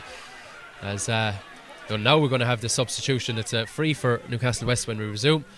As in comes Thomas Quilligan. It's Newcastle 13, one hurl is going off. Newcastle are dominant to play, but they seem to be they have it's the high ball into Mike. Well, when Owen was there as well. Now they might change it up a spin. Maybe Brian Nix might stay inside beside Mike and give us that option of going in high and going in low. We didn't have it there on the first 10-15 minutes of the second half, so it's Adare seems to be dealing with everything Newcastle throwing at the moment quite easily. Yeah, that's another difficult one. McMahon, that's a fantastic mark, and he's going to have to bring it out to the 20. Well, they were threatening to kick it wide. It just stays in play, and McMahon using every inch of his frame there to get up highest for that, get two gloves to it and hold on to the possession. And this, you'd feel, is an ideal opportunity for them to resume to restore the lead, and indeed they do. Mike McMahon, a goal and a point now for him with the mark. The first mark of this contest that has been scored for the 47th minute now. Thomas Quilligan's gone on the 40 for Newcastle, and they've pushed and stack in. So there's definitely a change in the tactical play. They've got two, ball players, fellas can win the ball on the ground, gone into the inside line to support Mike Mack. So I think you'll see a bit more moving around, and maybe this might be the move that could make a big difference in the course of the game. Yeah, as Shane Stack gets on it, Stack comes out of the challenge. Stack though, that's going to tail to the left and wide. Good win on the kick out though. Shane Costello thought he had it, but Cian Sheehan dislodged him, and Newcastlewest were able to get off another shot. The Adare management team beneath us in a little bit of a little bit of a meeting, you could say, and just probably seeing how they can go about resurrecting this one. Plenty of time though, you'd feel, for them to do something about it. Ball goes over Richter, well taken by Roy Gleeson. Jamesy Kelly ends up on the deck, and in fairness to the referee, with a head injury, you cannot be too careful, and he has to stop Jamesy Kelly flat on his back as Margaret Lee makes her way in to assist him. Yeah, it was just young Gleeson tongue to go and play the ball, and just ran into James there after catching a good kick out, so there was nothing in it, but I suppose with the modern game and concussion and whatnot, I think referees are wisely stop and play when situations like that happen. Yeah, to take a bit more to put James down, but at the same time referees don't know that when the fella goes down, you just don't know. Yeah, they have to treat them all the same as the free or the mark, if you like, is taken by Adare. And what that did allow is Newcastlewest to get everyone back really behind the ball, as Rory Maher can he put on the afterburners and go in behind, but he doesn't have an awful lot in front of him. As the game of chess continues, as we will see perhaps in the next few minutes a change or two on the Adare side, but nothing actually beneath us thus far. That's a wayward pass by Willie Griffin. We saw what he's capable of doing in front of goal, but his passing there letting him down, as Ian Corbett carrying out. He has carried an awful lot of possession, as we would expect of a player of his ilk. That's good hands from the fullback Darren O'Doherty, but Doherty is swallowed up. Doherty, the fight for possession. Murphy powering through a couple of challenges, gets it off to Richter, and Richter now finds the man in a bit of space. That is Diarmuid Kelly. Kelly, he's just bouncing it. You don't be bouncing it on a surface like this. Finds Cian Sheehan. Sheehan won't hesitate to shoot. Cian Sheehan, and that's just tailing off. Very unlucky, did everything right. It would just kind of reflect, if he got a score, it would be just reward for his second half performance so far. He's really leading the charge, I think, covering a lot of ground, getting on ball, linking play, and he's definitely very dominant out there at the moment. Yeah, unable to double that advantage. You'd feel that an extra point at this stage would be crucial. A big collision in the air as Paul Maher ends up on the deck. Cian Sheehan, the player who collided with him, Willie Griffin, does well. That's a lovely pick up from Griffin. Griffin runs across his man. Griffin off the right. That's going to go in. It's into the back of the net. It's punched to the back of the net. Shane O'Connor. A significant part in the build up to that play would have been James Kelly, based on the yellow card, couldn't make the tackle on Willie like he normally would have made, and Willie was wise enough to attack him, and went through and going for a point, and winds up in the net. Yeah, that's a lovely finish. We've seen two goals of similar in both halves, probably, I guess, players going for points, and their forwards, inside forwards, being wise enough to follow in, and a lovely flick to the net.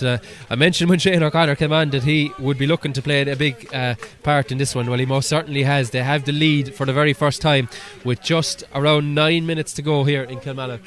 Crucial score. Quilligan beaten to the ball. O'Connor rises highest and fists it to the back of the net. It's got to be said to commend the referee, Timmy McGrath, here, because Paul Maher took a hefty enough challenge competing for the ball with Cian Sheehan. Paul went down kind of holding his head. Now he's up, thankfully he's okay, but in fairness to Timmy, he left the game flow, and it was right. Paul did get a bit of a rattle, but I think it was a good call just to let the player flow, and yeah, good stuff from the referee, good stuff from Willie Griffin. And you mentioned Willie Griffin going along the path of Jamesy Kelly. He just cut across diagonally, so he couldn't, any bit of a touch, it was going to be a free and possibly a yellow. That's it. And when James first came out to him, like normally he would make contact with the player and look to push him out over the sideline with his physical strength.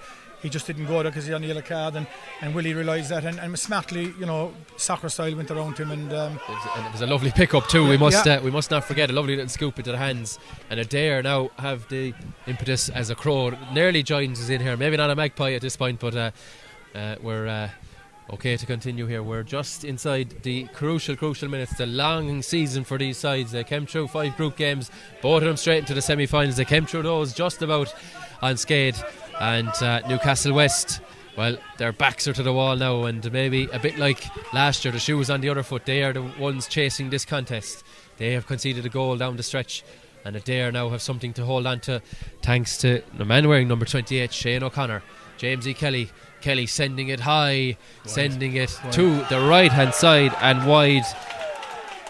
Make that 5 wides now in either half. I think Newcastle have gone too focused on ball into Mike Mack, and I think they're going to have to change it and change the approach. It's not to say that they can stop turning into Mike, and the option is on. But if we become one-dimensional, it's going to be easy to defend, and players just getting around Mike Mack. Even if he does catch it, he'll be smothered. And the way the referee's refereeing is, if we're holding onto the ball, he's blown over carrying. So I think Newcastle need to change that approach and quite quickly. Yeah, they most certainly do, as the ball is with Mike O'Keefe, and chance of 10 for 7. We're going to have a sub. Benitez momentarily, I think. In fact, it's going to be a Newcastlewest sub, as Todd Donovan is going to be coming in a minute. And it looks like Sean Murphy will be making way. Murphy doesn't know that yet, so he'll have a chance to be involved in one more play. Another 50-50 tussle for the ball. Ball sent in town to Richter. Richter just unable to get her hold of it. And Paul Maher there is the defensive cover. Gets the ball, wins his free. And a chance for Adare to clear their lines. There is the sub. Benitez now, number 10. As I said, Sean Murphy making way. Todd Donovan is in for Newcastlewest. Paul Maher's having a big game, I think. He's covering, he's carrying ball, he's linking play, he's showing his experience out there, and Adare need the likes of Paul and Mikey Lyons and Dave Connolly to stay strong now, in light of the fact they've got so many experienced players out and try and carry them to the in line. Yeah, with a sub on the Adare side, Jack English. I think he got the winning goal the first time these sides met in a county final a few years ago, and he comes in place of Roy Gleeson. So fresh legs on both sides. Advantage being played though, as Sheehan gets it, and there's a late foul on him, so it's going to be a tap over free from effectively where it landed. Yeah, and it's no surprise Keane is leading the charge. He's had an immense second half to my eyes. He's carrying the charge.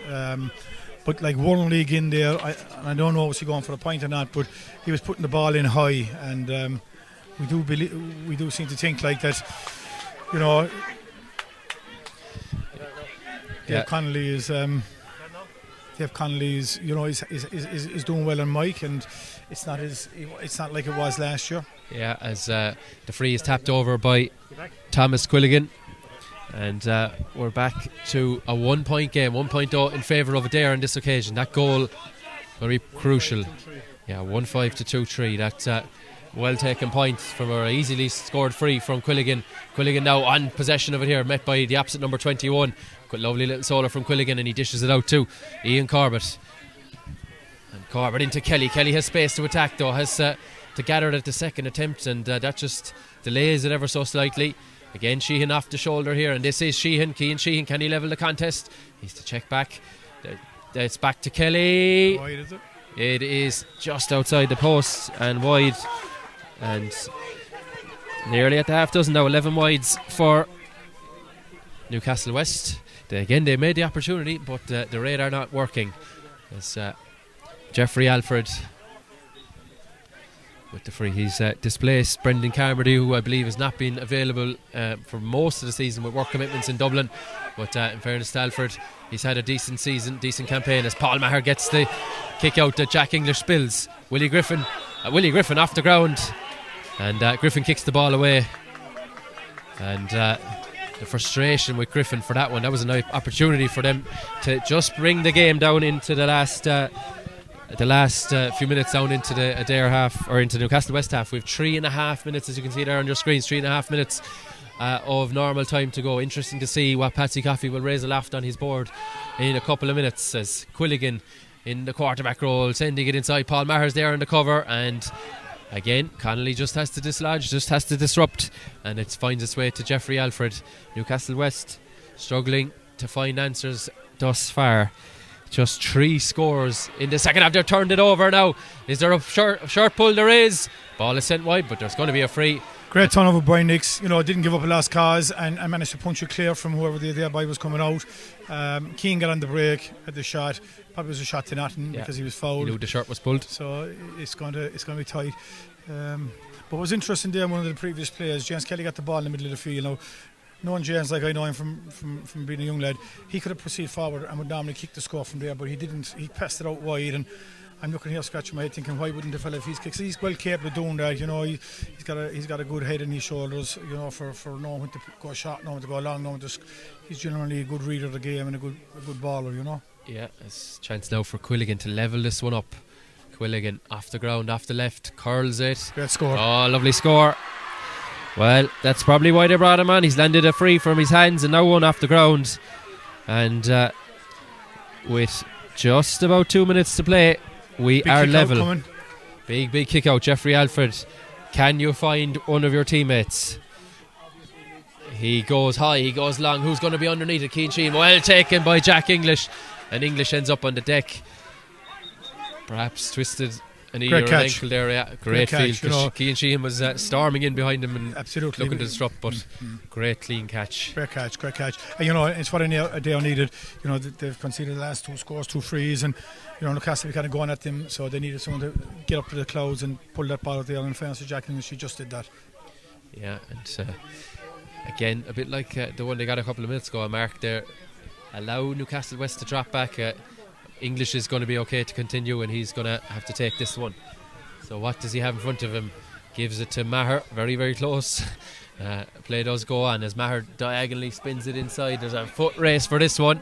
Mikey Lyons again, look, he's been the outman for them all the time, and he's been lively in the threat, obviously. He flicks it up into the hands of a teammate. A chance now for Connolly, I think it is. Yes, Connolly sends it back, and Emmett Richter is back there to intercept it. He's met by a challenge. Richter ends up on the deck. And Mikey Lyons, hands on head, isn't too impressed with that one. Yeah, Who'd be a referee? Just half the crowd over there think it was a free, and the other half for certain it wasn't. But anyway, play goes on.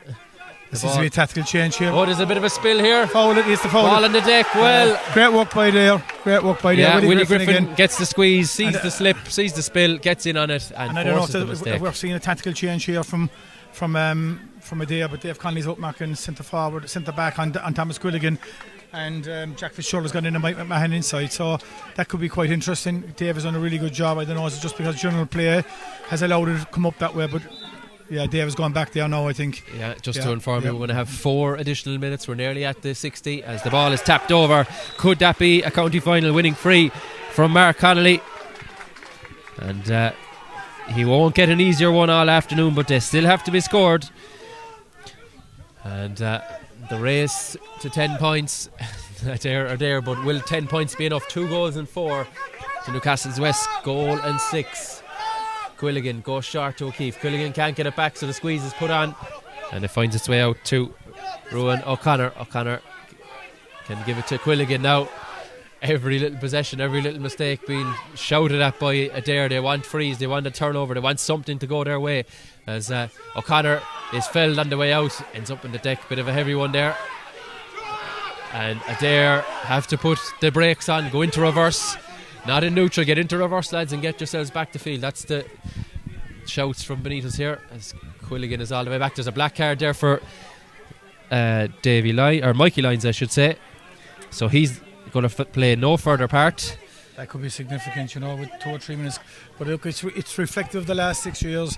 It's a point game to Adare, and we're about 3 minutes from full time, and we shouldn't be surprised that it's this tight, irrespective. I know Adare have missed a lot of regulars, you know, but it's no surprise. Yeah, absolutely. As Quilligan takes the free shot, gets it back, and will try and get another attack. What would it be for him to get a third score and to equalise this thing? The pass is loose one. Too slow. And Adare can slow the tempo. They can dictate what to do from here. That passage of play was way too slow. Thomas is throwing the ball, slowing it down alone. Adare get back, and then not concentrating a poor pass. There should have been tempo on that drive. There has to be. Newcastle down a point. They have to fight hard and push hard to try and get an equalising score. Yeah, Paul Maher fouls Brian Nix, and the free is going to be brought forward. Now I think Mike Quilligan might decide to have a look at the post, as it's just inside the 45. It will be a monstrous kick in any conditions. I think they need to work it closer. It's just a bit too fast. The wrong side. If it was on this side, I'd say Michael could do it, no problem to him. But it's just probably asking just on the edge of it, and maybe it would be a waste of possession if it went shorter. Make it their defend. If they're going to win it, make them win it. Don't give it to them too easily. Yeah, it's Shane Stack as Adare forced them backwards, and it's Ruan O'Connor. O'Connor spills it, gets it.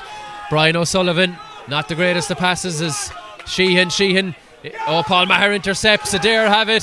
Adare men all over the deck. There's a push, and it looks like Adare might do enough. There's bodies all over the pitch. We have 90 seconds plus still to go.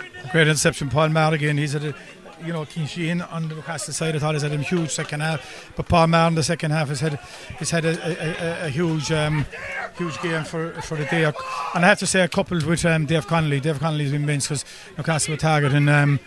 And he never looked under pressure, high balls raining down on top of him. Dave, being the cool, calm, collected individually, he stood strong, and I think that was significant to the whole. The goal didn't frighten him. He was still out in front for the next few balls. Absolutely, I think he's been immense, and it looks like Gordon Collins is gone down injured here now. Yeah, Collins has gone off, and he has been replaced by Cian Sparling wearing 29.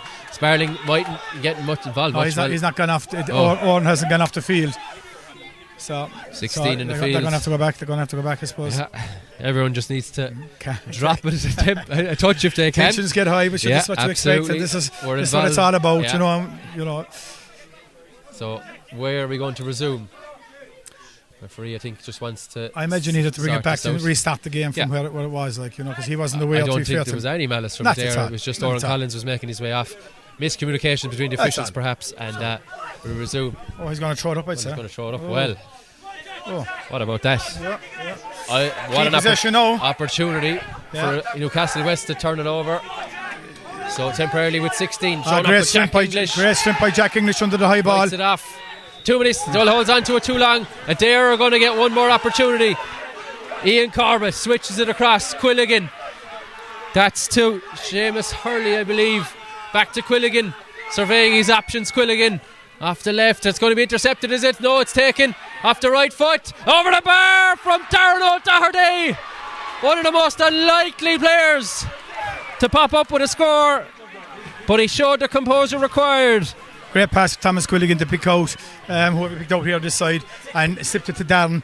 And I suppose Darren wouldn't be known for scoring points, being the full back, and great composure, great execution, and well done to him.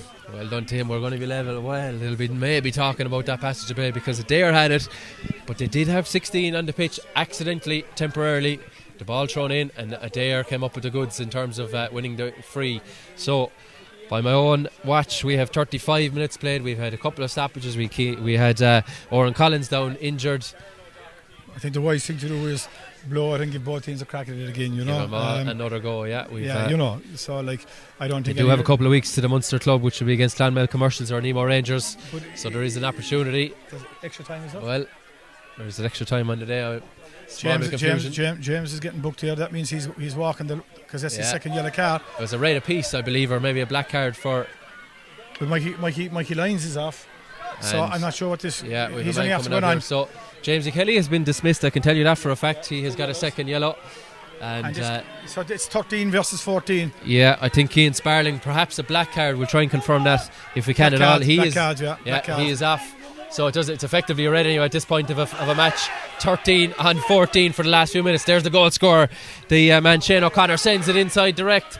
Oh, possession so crucial. By Mike O'Keefe. Experience. Yeah, you showing every bit of it there. Referee looks at the watch. Adare are looking for the whistle like they were a minute ago, but this time it's to save the game in terms of a draw. They're struggling to get back. What's going to happen here? Robbie Burke puts in a hand. There's a heavy hit there. It's a legal shoulder. No, it's not. It's a lie. It's going to be a free. They are out their feet. They were struggling to get back there. Jack English was struggling. Shane O'Connor wasn't able to get back. So it's Newcastle if they just try and work a scoring opportunity and see how they get on. I'm not sure how long is left on the watch of Timmy McGrath. Quilligan in to the gloves of Seamus Hurley, and there is the full-time whistle. Well, everyone can grab their breath. I think we go to extra time. I believe there's extra time in it. I think the game has to be won on the day. Yes, sorry. I was misleading you there. It is a finish on the day scenario. What about that? We've had a draw. The levelling score coming from Newcastlewest. There's what will be interesting here Darren is whether the black cards carry into extra time. Normally it's the start of a new game. Mikey was sent off, or black carded 4 minutes from time. Keane Young Sparling just about the 2 last minutes ago, 90 seconds so, ago, So I'm not sure the ruling on what happens in that situation. But also 2 yellows shown to James Kelly. Newcastlewest can go back to 15 now. Yeah, and Seamus Hurley has come on the field, yeah. so he'll probably slip straight in. But I suppose, does it allow James come back on? It only allows him come back on, but they can go back to full complement, which is a bonus considering the player sent off. And like Seamus Hurley will slip in there centre back if that's the case. And Seamus was centre back for the last number of years until he got an unfortunate shoulder injury in a match, and was out for a lot of the year. So I think Newcastle will, James won't be lost in that regard. It's a question of whether they can do enough to go and win the game. Yeah, well, we knew it would be tight. Billy certainly knew it would be tight. 2-4 to 1-7. Do not go too far away. The players have gone to the dressing rooms. They're going to reset. They're going to maybe list the new 15 or whatever the case may be, and try and get this thing going again. The referees are entitled to their break too. 2-4 to 1-7. So what can be done from this? Jamesy Kelly, 2 yellow cards. How about that? What seems to be happening on the far side, a lot of the crowd are heading towards the exit, whether they're just going to go to the toilets or go to the shop over, I don't know, but a lot of the crowd has left the stand. I just wonder, do they think it's game over? I hope they weren't listening to me, because I for one, did think we were headed for a replay on the day, but finish on today's scenario here. So the players gone to the dressing rooms. We're going to take a couple of minutes here to ourselves. We'll see what we can do in terms of finding out the next 15s or the 14s, maybe in Adare's case, or 13 that will line up for the start of extra time.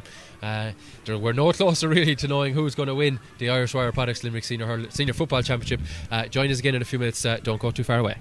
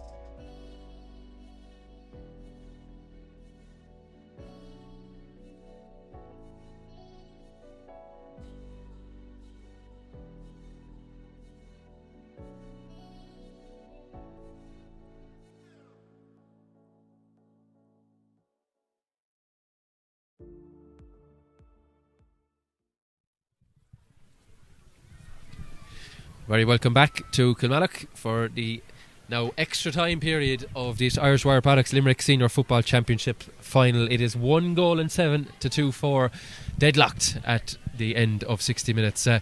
We're just having a bit of a meeting, I suppose, here in the commentary box, trying to decide what's going on with the rules. There's 2 team sheets being handed to the referee just over to our left hand side, and it looks as though the sides are going to resume with 15 men for Newcastlewest, naming effectively a new 15, and 13 for Newcastle, or for Adare. The black cards do carry, so the black cards shown to Mikey Lyons and Cian Sparling late in that contest, both in stoppage time, they will carry. So it looks like they're going to be playing with the inferior numbers for the time being. We'll just confirm that. I'm pretty sure that's what's going to happen. Newcastlewest, despite losing Jamesy Kelly to 2 yellows and indeed a red card, will resume with 15. I don't think Jamesy is allowed to be one of those. It's so rare that we have extra time in games, and so rare maybe that black cards carry over, so we did need clarity on that, and that's what it looks like it's going to be. So Billy, advantage Newcastlewest in terms that they finished the game strongly and that they're starting here with 2 men advantage, but Adare have shown they're a very, very hard team to shake off.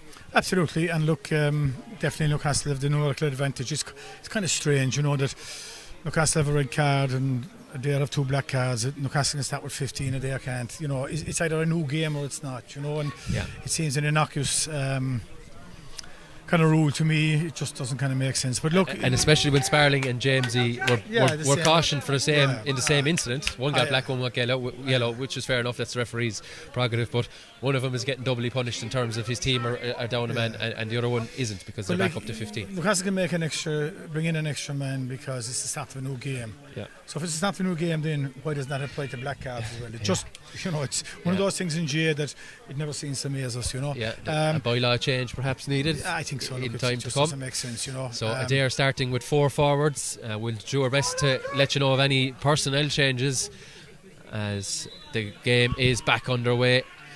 Owen Hurley is back in for Newcastle at wing forward, so he's replaced James, I'd say, and it's the same out of 14 that finished the game are back out there as well. Yeah, we were joking about the lights needed here in Kilmallock. It is getting gloomy and dark, but the winners of this won't give any consideration to that as this contest goes on. As Newcastle need to go at this game for the first 5 or 6 minutes of the period of time when they're down to. I think Michael Lyons probably has about that. Five minutes or so left, maybe. Can't be playing in front of the Adare now. They've really got to go at it and try and create scoring chances to get that advantage. Yeah, they could do so here as ball inside with the bandaged inside forward off the left. That's going to go short, is it? That's well taken by Collins, and he jinks one way, jinks the other. Alfred, I should say, inside in the goal, and Adare will just try and hold on to possession perhaps as long as they can, as Burke has to go back and assist his defensive unit. They have 1 man inside the Newcastlewest half of the field, and Burke carries it all the way across and finds a runner off the shoulder. Newcastlewest will be hoping that they can get their nose in front. They looked in a very strong position at times in this contest, but they are fighting back, and that crucial second goal from Shane O'Connor fisted to the back of the net following a Willie Griffin effort that went short. So Adare, well, you'll just see how fit these 2 teams are as the bodies do tire, the minds will tire too, but what do they have left in the tank as Joe Sweeney carries it back to Griffin, and Griffin back to Paul Maher. Good clever play from Griffin. Decides there was a dead end behind him, and that's a great ball inside for the goal scorer O'Connor well blocked though, gets a second bite at the cherry back to Griffin, and Griffin didn't gather it and tried to dribble it around his man as Newcastlewest can counter. As Billy said, they're going to have to play with pace here and play on the front foot to try and ram home that 2-man advantage. As ball with Cian Sheehan, and back in the gloves now of Dermot Kelly, and sends it inside. There's a hand in there, there's advantage being played, a foul by Josh Toomey. And what do Newcastlewest have? There's nobody showing in front of the possession here. Donegal O'Callaghan marks the spot for it, and backwards they go. So a reminder that Munster Club action for the winner of this against Clonmel Commercials of Tipperary or Nemo Rangers, the Kingpins of Cork, who were crowned champions last weekend in Páirc Uí Chaoimh. So the venue of that will all be finalised when we know the winner of this one and the winner of that one. So the ball is with Ian Corbett. Lovely step of Corbett, straight as an arrow over the bar, and there's the opening score of extra time. Ian Corbett makes no mistake, and he gives Newcastlewest the advantage. They had to be patient, but then he put on the accelerator on the boat. The ball is turned over. Mike McMahon, is there enough curl on it? It's gone wide. It's gone wide. It's wide, yeah. No, it's wide. Well, McMahon, well, that was a chance. I was just looking at my notepad beneath me here, and Adare making a mess of that. They really could have compounded the concession of a point with a quick concession of another, and Alfred will be wise to gather himself here and maybe go along with this one. But such is their numerical disadvantage that it going long is not a wise tactic either. As Emmett Richter, sorry, this is Richter now, he gets Tad a hold of it. that time. Yeah, good stuff around the middle from the county champions. As Corbett, you can tell how fit he is. He's still going after 60 plus minutes there. Nearly probably 70 minutes of football now. Emmett Richter, no, that's off the left and wide. Two good opportunities for Newcastle to go 3 points up. You know, both of them should have been executed. Maybe Mike might have been thinking of goal because he wide and probably didn't execute it, but certainly Emmett should have executed that. You know, chances like that are going to leave it there in the game. You know, yeah, they'll have, I suppose, eventually be back to the full 15. So Mikey Lyons is beneath us with a bib on. He's waiting patiently for his imminent return. He'll be trying to put the pressure on the officials to let him in earlier. It's a difficult task at referee to keep track of two separate sin bins, and there it is. The sin bin is now over. So, well, yeah, the referee's letting him in. So he had to serve about 4.5 minutes or so on top of what he'd played at the end of the match. So in comes Lyons. And, well, damage limitation, I guess. They only conceded 1 point in that passage of play. So they'll be hoping that they'll fare a little bit better even in the next one until the return of Sparling. So Newcastlewest dominating possession as you may expect in this extra time period. Here's Sheehan. Sheehan carries. There's no one showing down the corner for him, like there's no run across, which means we're looking for this high ball in. Yeah, this high delivery, and the ball spills inside. It's Mike McMahon comes around on the loop, decides not to shoot. He gives another hand pass off. Great score, and it's Shane Stack. Good play from Newcastlewest, good play from Mike McMahon, and a good finish from Shane Stack. As another injured party now on the Adare side is Willie Griffin.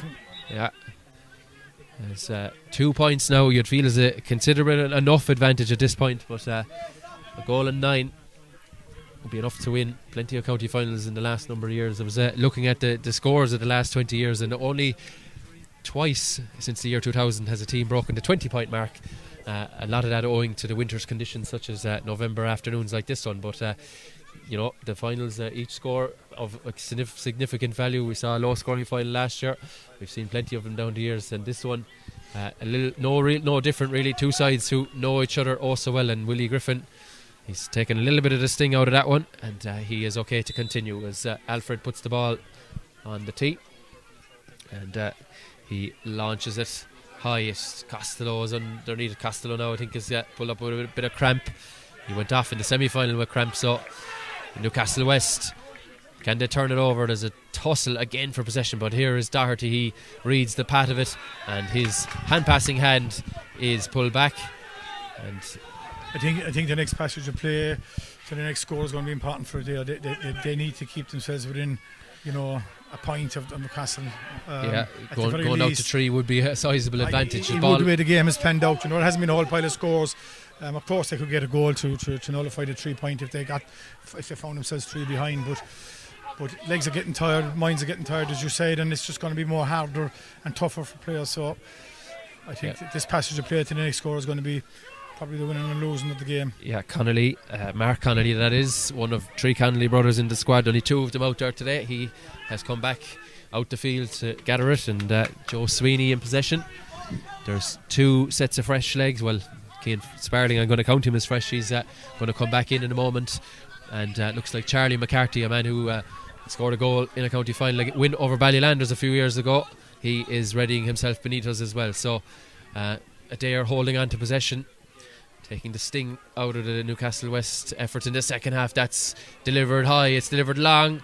It's a good tussle for possession, and Newcastlewest come up with the goods, and great they look to counter. Dan Doherty. Yeah, big time play. Every ball crucial now as Adare are on the back foot, 2 points down. Still a man down, a reminder as you'll see on your screen there. And Newcastlewest looking to ram home that advantage. Ian Corbett got the opening point of this second half. Corbett hand passes it to Richter. What's Corbett wanted again? He does, but it's a decoy run because it's into Mike O'Keefe, but he spills. O'Keefe back to Richter.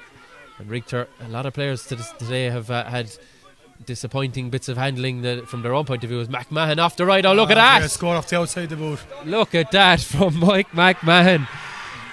The delayed reaction on the far side. We could see it straight down in here. What a score that is, as Cian Sparling returns to the action.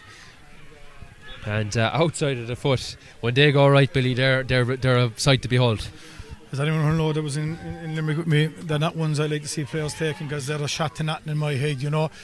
But when you do execute them, they're great. But sometimes, maybe if you have 10 points kicked in a game and the game is going for you can do that. You have to be very special talent to be able to kick them ones on a regular basis. And there's very few up and down the country that are like Morris Fitz. Yeah, I wouldn't be a man to tell a man the size of Mike McMahon that he shouldn't be taking those on. And well, when he does that, might tell him over the phone. Yeah, very well put. As Adare 3 behind, they were 4 behind at one point in that first half.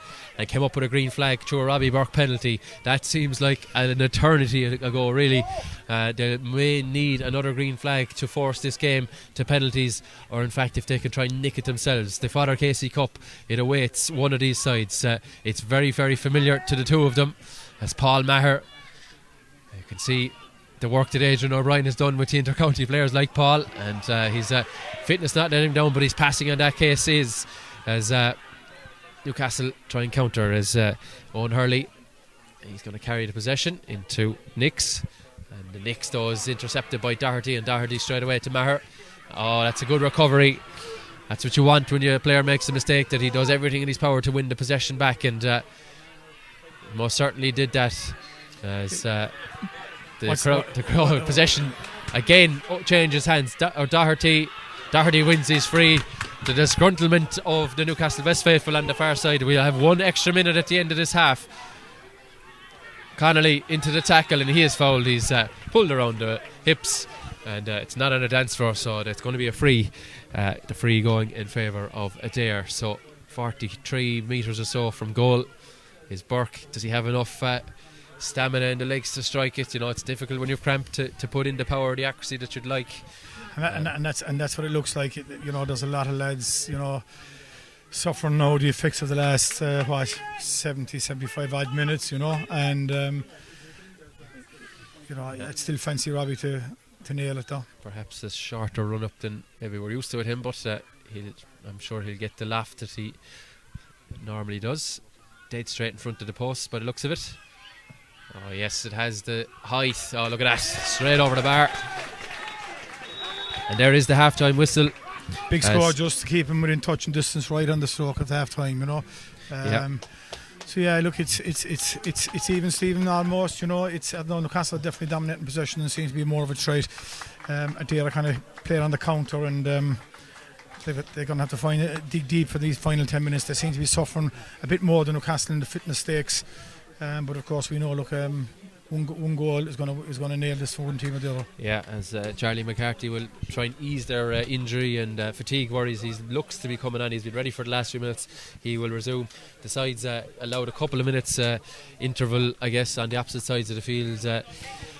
Your brother Jimmy over on the far side, himself and the rest of the backroom team. At this point, players are so tired, they're not going to take an awful lot of information. It's simple messages that you have to relay to the players. Absolutely, it's tiredness now. And fellas are seeing the in-line in sight, and you know, there'll be some players that'll be getting nervous, and the adrenaline will be rushing, and they make them make poor decisions. You know, so it's really got where the leaders and the teams have to stand up now. You know, the experienced players on both sides, and kind of help the rest through it. You know.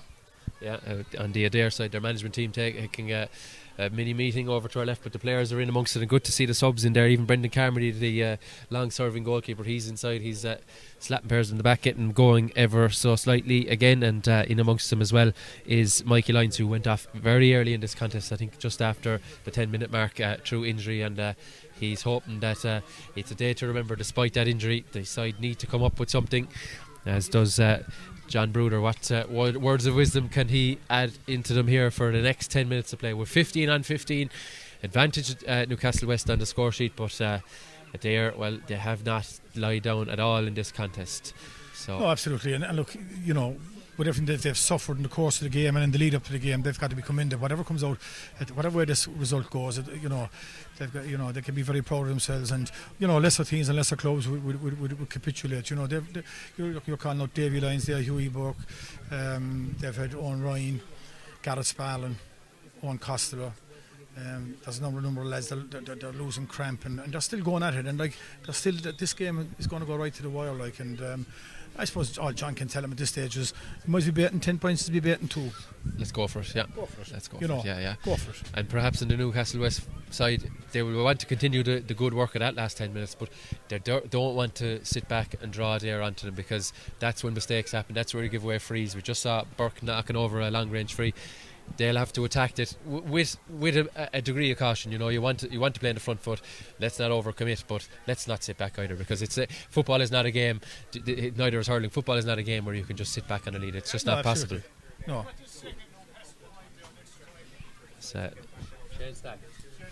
No, look, Newcastle have got to go at it as well. You know, they needn't throw 10 fellas forward. But you definitely need 7 or 8 going forward, and you need to have a structure, just everyone tuned in and talking, so whoever's gone forward, it does cover at the back. But you still need to think, so you need to keep the Adare team working so that they're on the back foot if you've got possession. But playing around it in the middle of the field is not the way to go about it. Keep testing them, checking them out, because they're under pressure to try and win the ball, get back up, and you know, one little error from them could lead to a goal scoring opportunity or even a point scoring opportunity. And any score at this stage of the game now is going to be key. There was there 2 scores in the 3 scores? Yeah, 3 points to 1 effectively in that 10 minutes. Yeah, you know, which was relatively high scoring given what we've seen before. Like, absolutely, so, yeah. Indeed. So you know, I was kind of thinking we might have about 6 scores in the course of extra time, the way the first 60 minutes went, and we've had 4 of them now. So look, I just think you've got to go at it. Yeah, Charlie McCarthy didn't go in. Charlie McCarthy not in just yet, so he'll have to wait and bide his time. But you'd feel with the amount of cramp out there that it won't be any length of time before we do see him. So the man from Ula, I did say at the start of the second half he was throwing the ball in for the final time. How wrong I was. This is perhaps his final time. You can safely say it now. Yeah.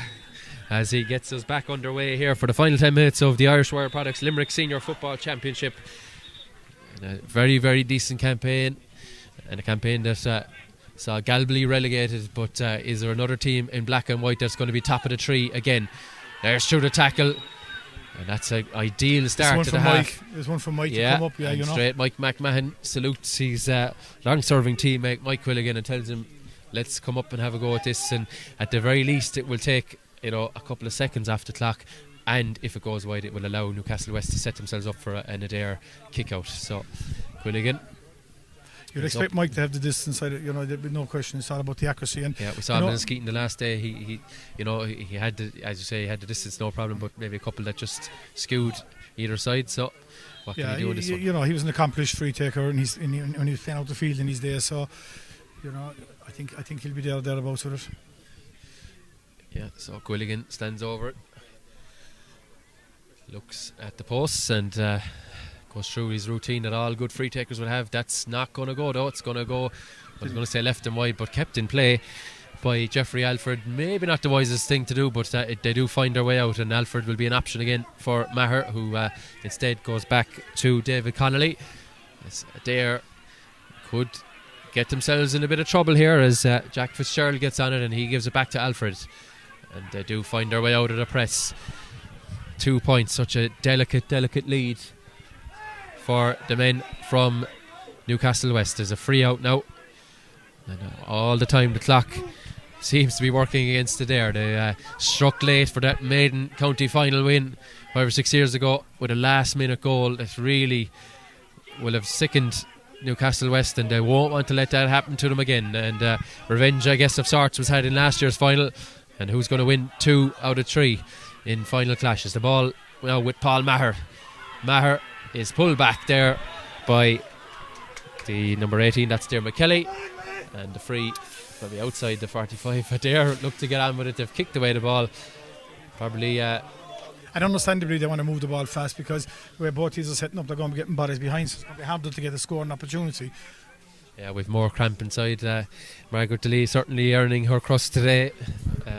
She makes her way in And she's going to treat the player that's inside prone on the deck. His hands on his head, so hopefully he'll be alright. But yeah, I think it is indeed, Darren, yeah.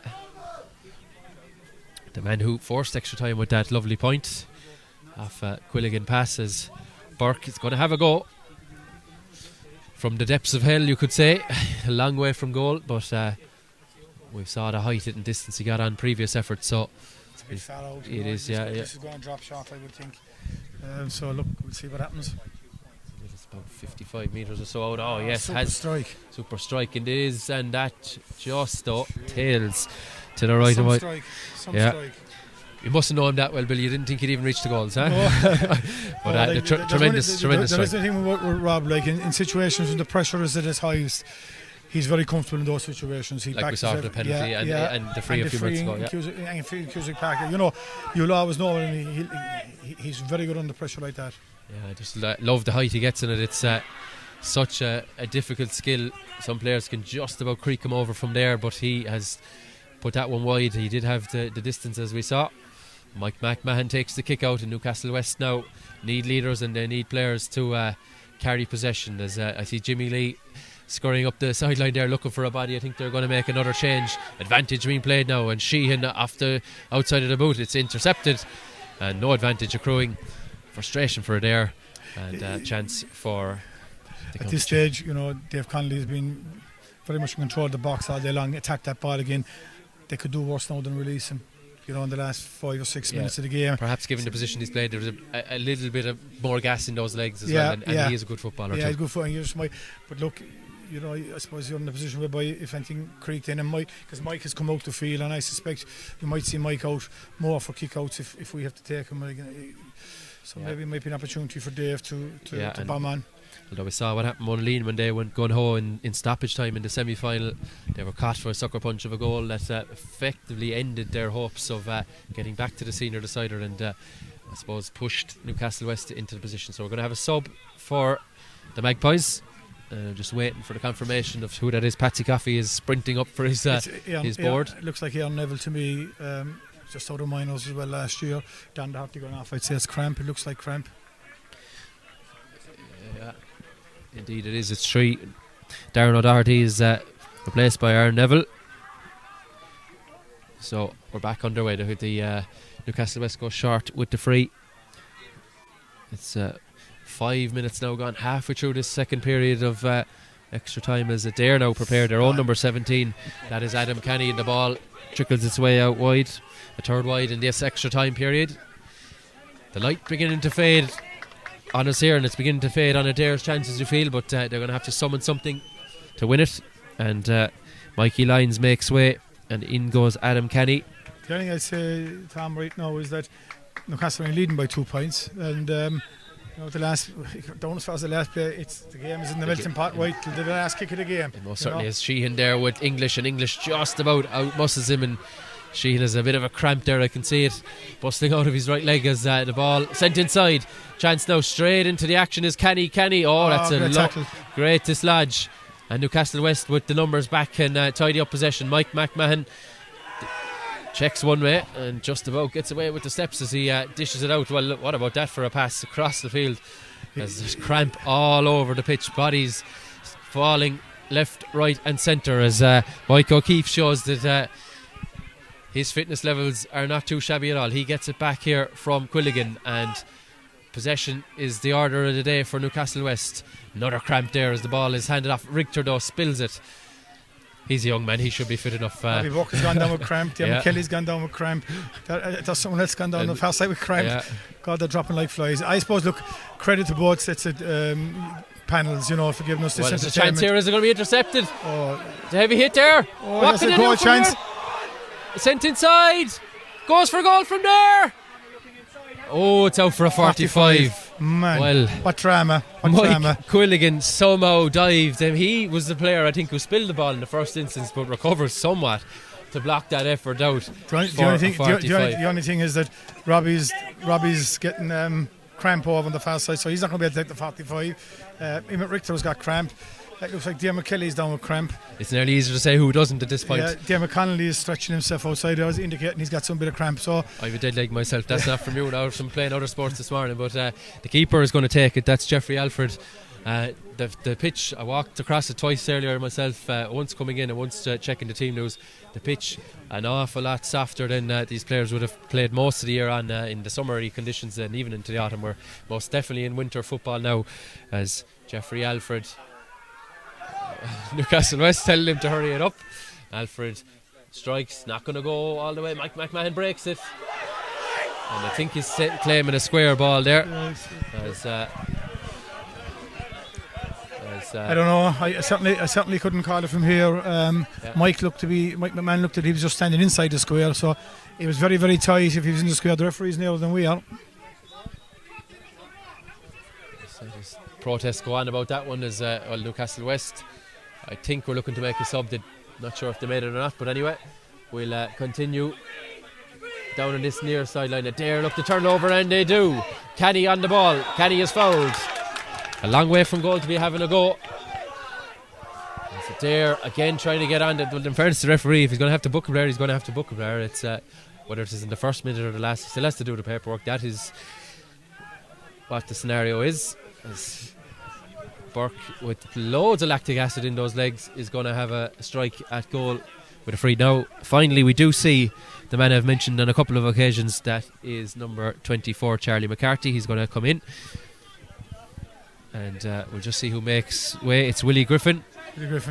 Yeah, Griffin set up a goal. He was involved in a couple of other moves. Did get a point as well early in the second half, and off he comes in the 9th minute of stoppage time. Stephen Brosnan's coming on the far side there for Newcastle. Well, I'm not sure. I think it's Limerick that I see standing up on the far side, so he's gone off. It's actually Dermot Kelly who's made way. You can see there Benita's number 18. So there's a long list of players who probably have enough in the legs to make way, but the strike is going to it's going to tail to the right and wide, and they have had a couple of opportunities, difficult ones, it must be said. Sean Murphy's come back on as well for Limerick. I see him running up the middle of the field, and now Stephen Brosnan, as you say, has come in for Dermot Kelly, so he's coming on the far side. Sean Murphy there, number 10 in the middle of the field, hands up in the air. See who has gone off. We had the issue of Emmett Richter has gone players, off, and Dermot Kelly. We'll have 4 more minutes, so Richter and Murphy swapping places. Newcastle need an extra point, and they have it. They have it. The ball is going to be carried. It's the time for the fresh legs to show their value to the panel, and the ball comes its way to Sheehan. He was man down with cramp again a second ago. Sent inside. Mike McMahon. Is that the sealer? It is. Mike McMahon. That's an important, puts the 3 between them. Very important score. Very, very important score. It came off the break. Mike went up for the ball in the middle of the field. 4 or 5 around him trying to break it, and Sean Murphy was left free, unmarked, and he picked up the break and set up the attack. So Mike's presence again is causing trouble. And he wins the kick out. The referee says he had marked it beforehand, and Mike McMahon showing his work to the team out around the middle. There's the Adare frustration. Benitez, you may pick up the odd piece of bad language, so we apologise for that, but tensions do run high in these occasions. It's understandable, I guess, as Jack English is going to go into the referee's notebook for his protests for that one. So English now noted with a card, and all it does is it plays into the hands of Newcastlewest, who have about 3 minutes or so left to hold on to that 3-point lead. There you really feel need a goal, but the ball from a Newcastlewest point of view in the correct part of the pitch. The light really starting to go here in Kilmallock. Ball sent back. It's a throw, says the referee, and a chance for Adare to launch an attack. It has to be quick and it has to be accurate as they carry the ball out. O'Connor is dropping back, and O'Connor gets it. Does he return it? Dishes it out here to do Sparling. It has to be pace in this. Sparling takes a lot of steps but takes his bounce then. And Charlie McCarthy gets in on it for the very first time. Oh, ball spilled to Adare, men go for it. Ball spills out again. McCarthy going to be on it. Picks it. Back to Sparling. This is Sparling. That's a black card. Sparling is pulled down, pulled down by the neck from Thomas Quilligan. That might be his final act of this county final. I don't think there's any doubt that this should be a card, and indeed a black one, but Quilligan, of course, like any player in the scenario, is going to look perplexed at the referee and say, "What, me?" Yeah. But, well, look, it's right out on the sideline. It's, there's a minute or two left. You slow down the momentum of the opposition attack. It's a goal or nothing, you would think, at this stage for them. There is the black card. So it's a goal or nothing for the day. The way this game is played out, it's going to be very hard for them to kick 3 points to get an equaliser. Most certainly is. There's Adare have most of their players up. Even the goalkeeper now is inside the Newcastlewest half, and Newcastlewest down to 14 for the last few minutes. Possession crucial. Can they get a score from here? Well, it'll probably have to be a goal. He curls it in with the right foot. Dangerous. Mike McMahon. Well, he called a mark. There probably wasn't a defensive mark because it was on the line. But in fairness to the referee, that's a difficult one to call. He's trying to watch both ends of it. Ian Corbett going to be in a foot race for it. Corbett is upended. Referee allowing play to continue. He's not. He's now going to give the free. He was making sure there was no advantage. And I think we will have another black card if the rules are to be applied. It probably looks more like yellow. I think he went 50. He tried to go 50-50 on the shoulder. Okay. Let's see. It's tight now. It's as tight. Again, the referee better. I don't know. Was it? It looked. It kind of was. What about Ian Corbett showing the levels of resolve in the legs, the fitness? Absolutely. Sure. It would have been easier to leave it off perhaps and retreat and maybe take her position in the half back line or thereabouts, but he decided he was going to get there, and it's a yellow card, and indeed a red now because it's Joe Sweeney. I'm not sure what happened the first time. He's a bit unfortunate, has to go for that ball really. Yeah, it's if he wasn't the shoulder, it's a free, but yellow card, I don't know. Newcastlewest get on with it quickly and find Aaron Neville. Neville's first possession that I can recall, but it's a disappointing hand pass behind as the players skidding on the surface. So both sides going to finish with 14. We've seen 4 or 5 players now take early bats. Oh well, that was risky because it wasn't inside the 45 that it was played. Chance now there is the man that we wanted to go forward. Connolly doesn't gather it. Well, what about that from Mike O'Keefe? He thought it was a defensive mark, but the ball was kicked from inside. There's the full-time whistle. Newcastlewest are county champions. A goal and 11-2-5. They win out.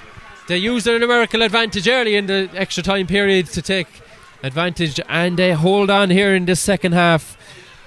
What about that, Billy? Heartbreak for Adare. They gave it absolutely everything. They were thought they were there maybe near the end of normal time, just pegged back by that Darren O'Doherty score. But perhaps Newcastlewest just had that bit more quality in the extra time period.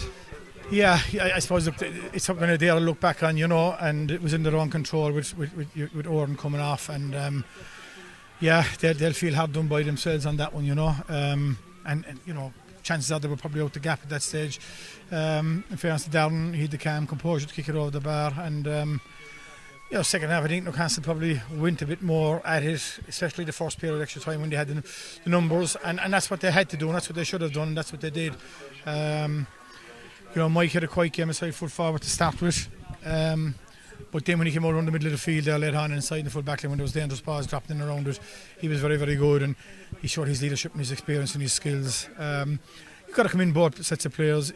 He wasn't probably a spectacle that you'd like to see, but it was intense, it was tight, he went to extra time, the field was heavy, and you saw a lot of players cramping and they gave it their all, and nobody can ask anybody of anything of anybody else once you give it your all, and they'll be disappointed, but I think they can hold their heads high. Yeah, and we must echo those sentiments. Yeah, we do think that we expect perfection from these players at times. We don't get it. They are amateur players, they do train, they do work the same as anyone else, and they go out and deliver some tremendous games throughout the course of the year. Maybe not the best one we'll ever see here today, but no shortage of drama, that's for sure.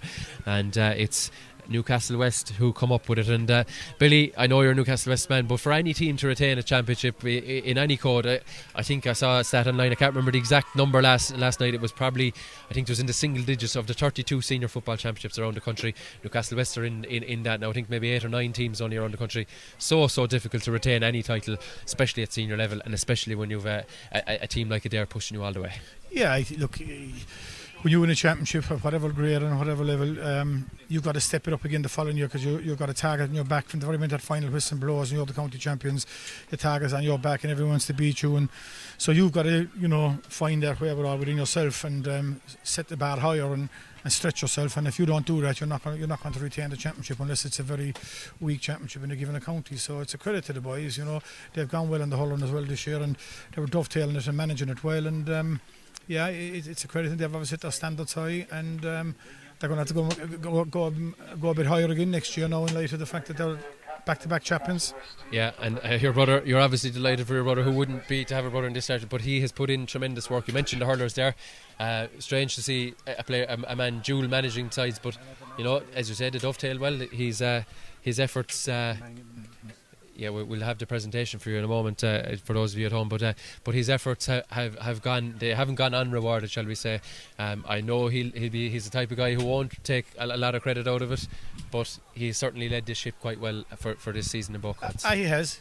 Be fair to him and credit to him and the management team behind him on both the hurling and football. You know, and you know, there's been a lot of work done in Newcastle over the last 10-15 years at underage, and you know, we're beginning to see it come through now a small bit, and long may that continue. You know, the hurlers are making great strides, and we're getting players on the county underage panels. You know, so it's been many years since we've had that. So look, you know, great work being put in by lots of people. Jimmy's managing it at the front and now the visibility of it. You know, but there's a lot of other people behind the scenes and throughout the club that are doing great work. And look, I suppose it's his day today, and the players and the management team, and so congratulations to them all. More certainly a club effort. A Munster Championship around the corner, Billy. That's it's bonus territory, most certainly, for any Limerick football champion across the grades.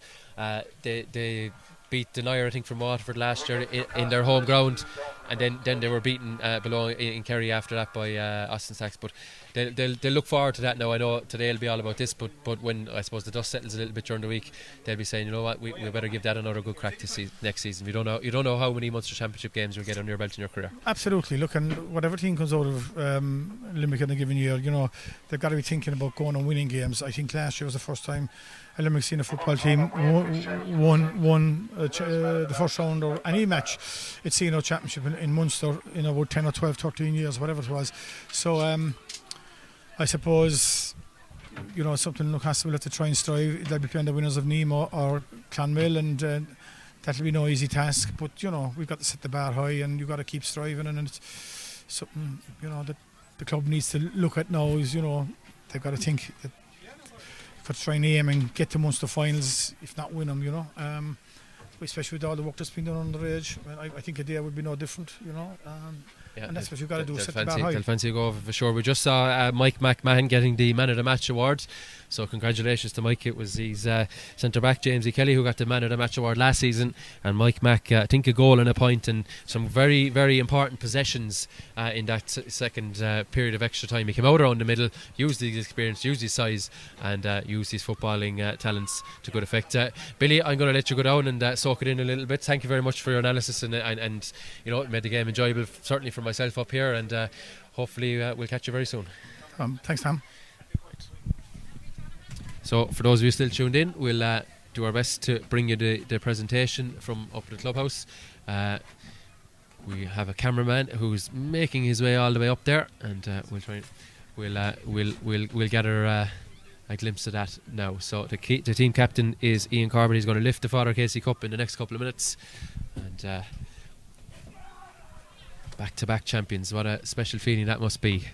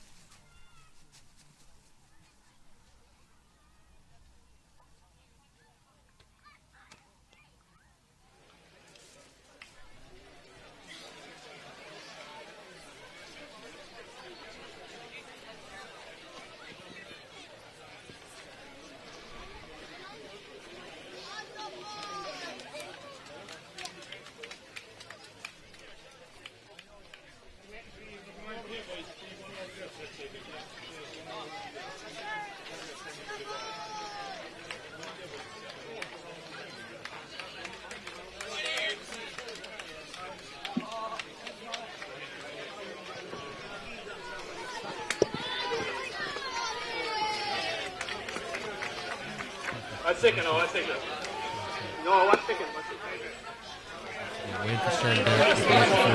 Okay, ladies and gentlemen, on behalf of Limerick County Board, I just want to congratulate both teams on a great game of football today in tough conditions. There's a few people we need to thank before we present the winning cup to the Newcastlewest team. First of all, we want to thank our sponsor, Paddy Mulville and his family at Irish Wire Products Limited for their continued support of the Limerick Senior Football Championship. Paddy has been a very loyal and supporter of Limerick football down through the years, and I really appreciate his support. And I call on Paddy now to present a little token to the winning manager, Jimmy Lee from Newcastlewest and John Bruder from Adare.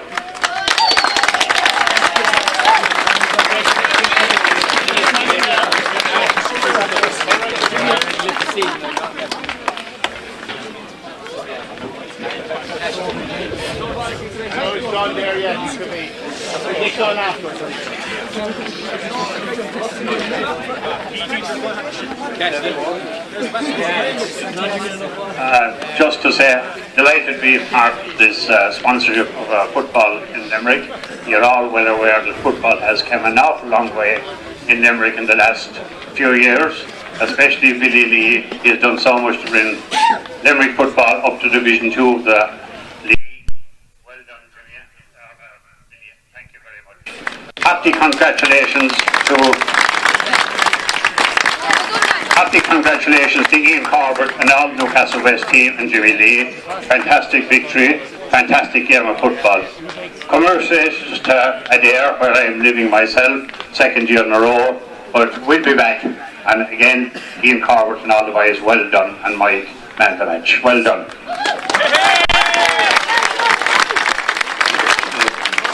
Thank you, Paddy. Just a few more people to thank, and that is Kilmallock G for hosting the final here today. Feels in super condition considering the amount of rain we've had. To Timmy McGrath and his officials on a great game. Well done, Timmy. Without referees, lads, we have no matches, and he had an outstanding game today.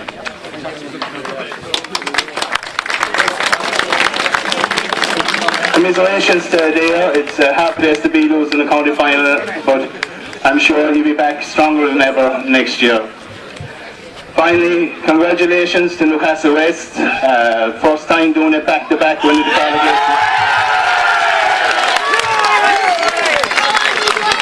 And your sixth title in total, and it gives me great honour to call on Ian Corbett to accept the qualification title.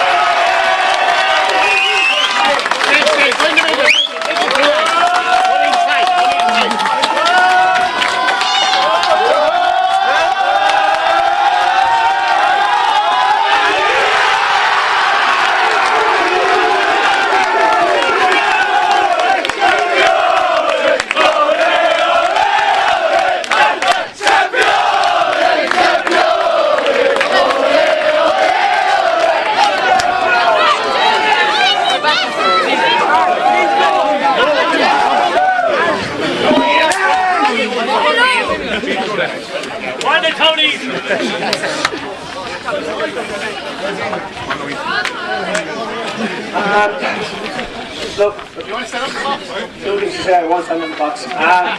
Look, I'd like to start and speak on behalf of the club and just say our thoughts. We've held a Monday who passed away Monday. We were training Monday to come home to the news that a young woman from town was in a tragic accident. So she's in the town's utmost thoughts all week, and just on behalf of the club, I'd like to express our sympathies and best wishes to the King and Moynihan family, and the club as well have lost a lot of important people, a lot of people who have given years of service to the club. So at moments like this, it's always important to just remember them, I suppose, and be proud of where we came from.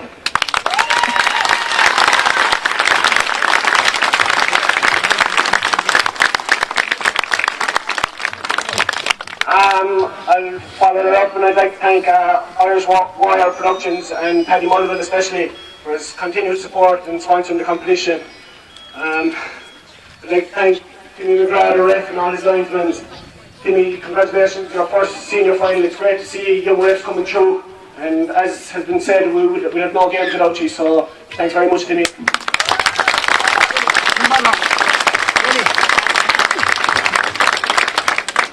again, I'll repeat what Wayne said. Thanks very much to Kilmallock, given the rain that had fallen there over the last few weeks. The pitch was in unbelievable condition, and I suppose it helped us try and express ourselves and play football. So thanks very much, Kilmallock.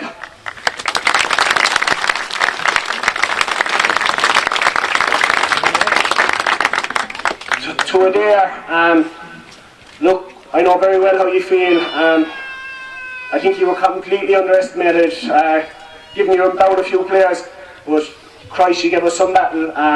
You always do. You're a class act of a team. I think it's your 6th final in 7 years, and I've no doubt you'll be right in the mix again next year. So 3 cheers for Adare. Hip hip.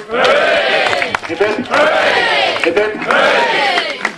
Right, just thank a few of our own lads, the backroom team. I'll mention the lads that aren't here first. Padraig Valley, say he's over praying inside in some church in Medjugorje, so thanks very much, Padraig, for your prayers. To Trevor Neville, who's over in Birmingham for his son's birthday, and James Corbett, who's probably stuck in a rock somewhere. To Keith Begley, Jack Leeson, who is now Margaret DeLee, our physio, Kieran Bruder, our statsman, our selectors, Rocket and Wally Kane. Just while I'm there, I'd like to mention Rocket and the 2 lads involved, Mona Gay. I was out a few weeks ago and the girls were slagging us about back to back, so these were equal now.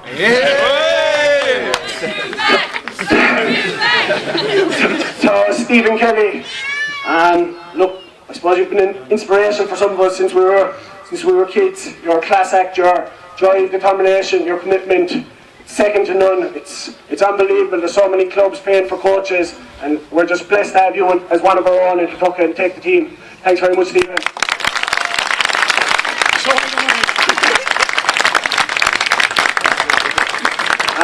To the brains behind the operation, Jimmy Lee. Look, Jimmy, you're a class act, you're a people person. You're always looking after the lads. The amount of nights you've told lads to stay away, just to look after their family or to focus on college work. You're forever looking after us, Jimmy. You come from the working background. Your sporting background might be a bit questionable, but I don't think anyone can question your managerial record. You're a class act. Thanks very much, Jimmy.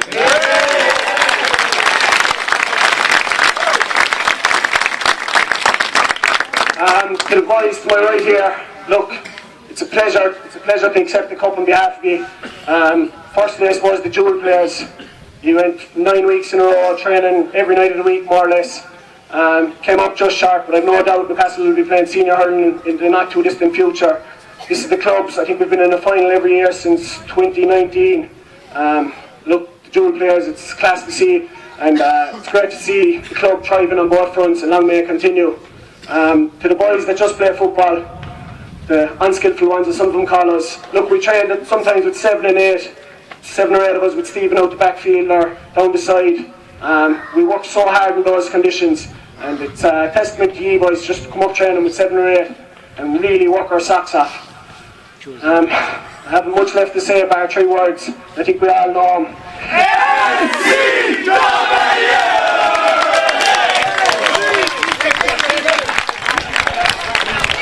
And there you have it. NCW Newcastlewest are the 2022 Irish Wire Products Limerick Senior Football Champions. The young, the next generation already getting in on it and enjoying this one. What a day it was for them. A titanic tussle with Adare running out winner. Thank you very much for joining us. I've been Tom Clancy. It was Billy Lee with us this afternoon, and our cameraman here, Johnny Upton, at Newcastlewest man, will be the happiest man in Kilmallock this afternoon. So enjoy the celebrations for those of you from Newcastlewest. Thank you very much for joining us, and we'll see you on a stream very, very soon.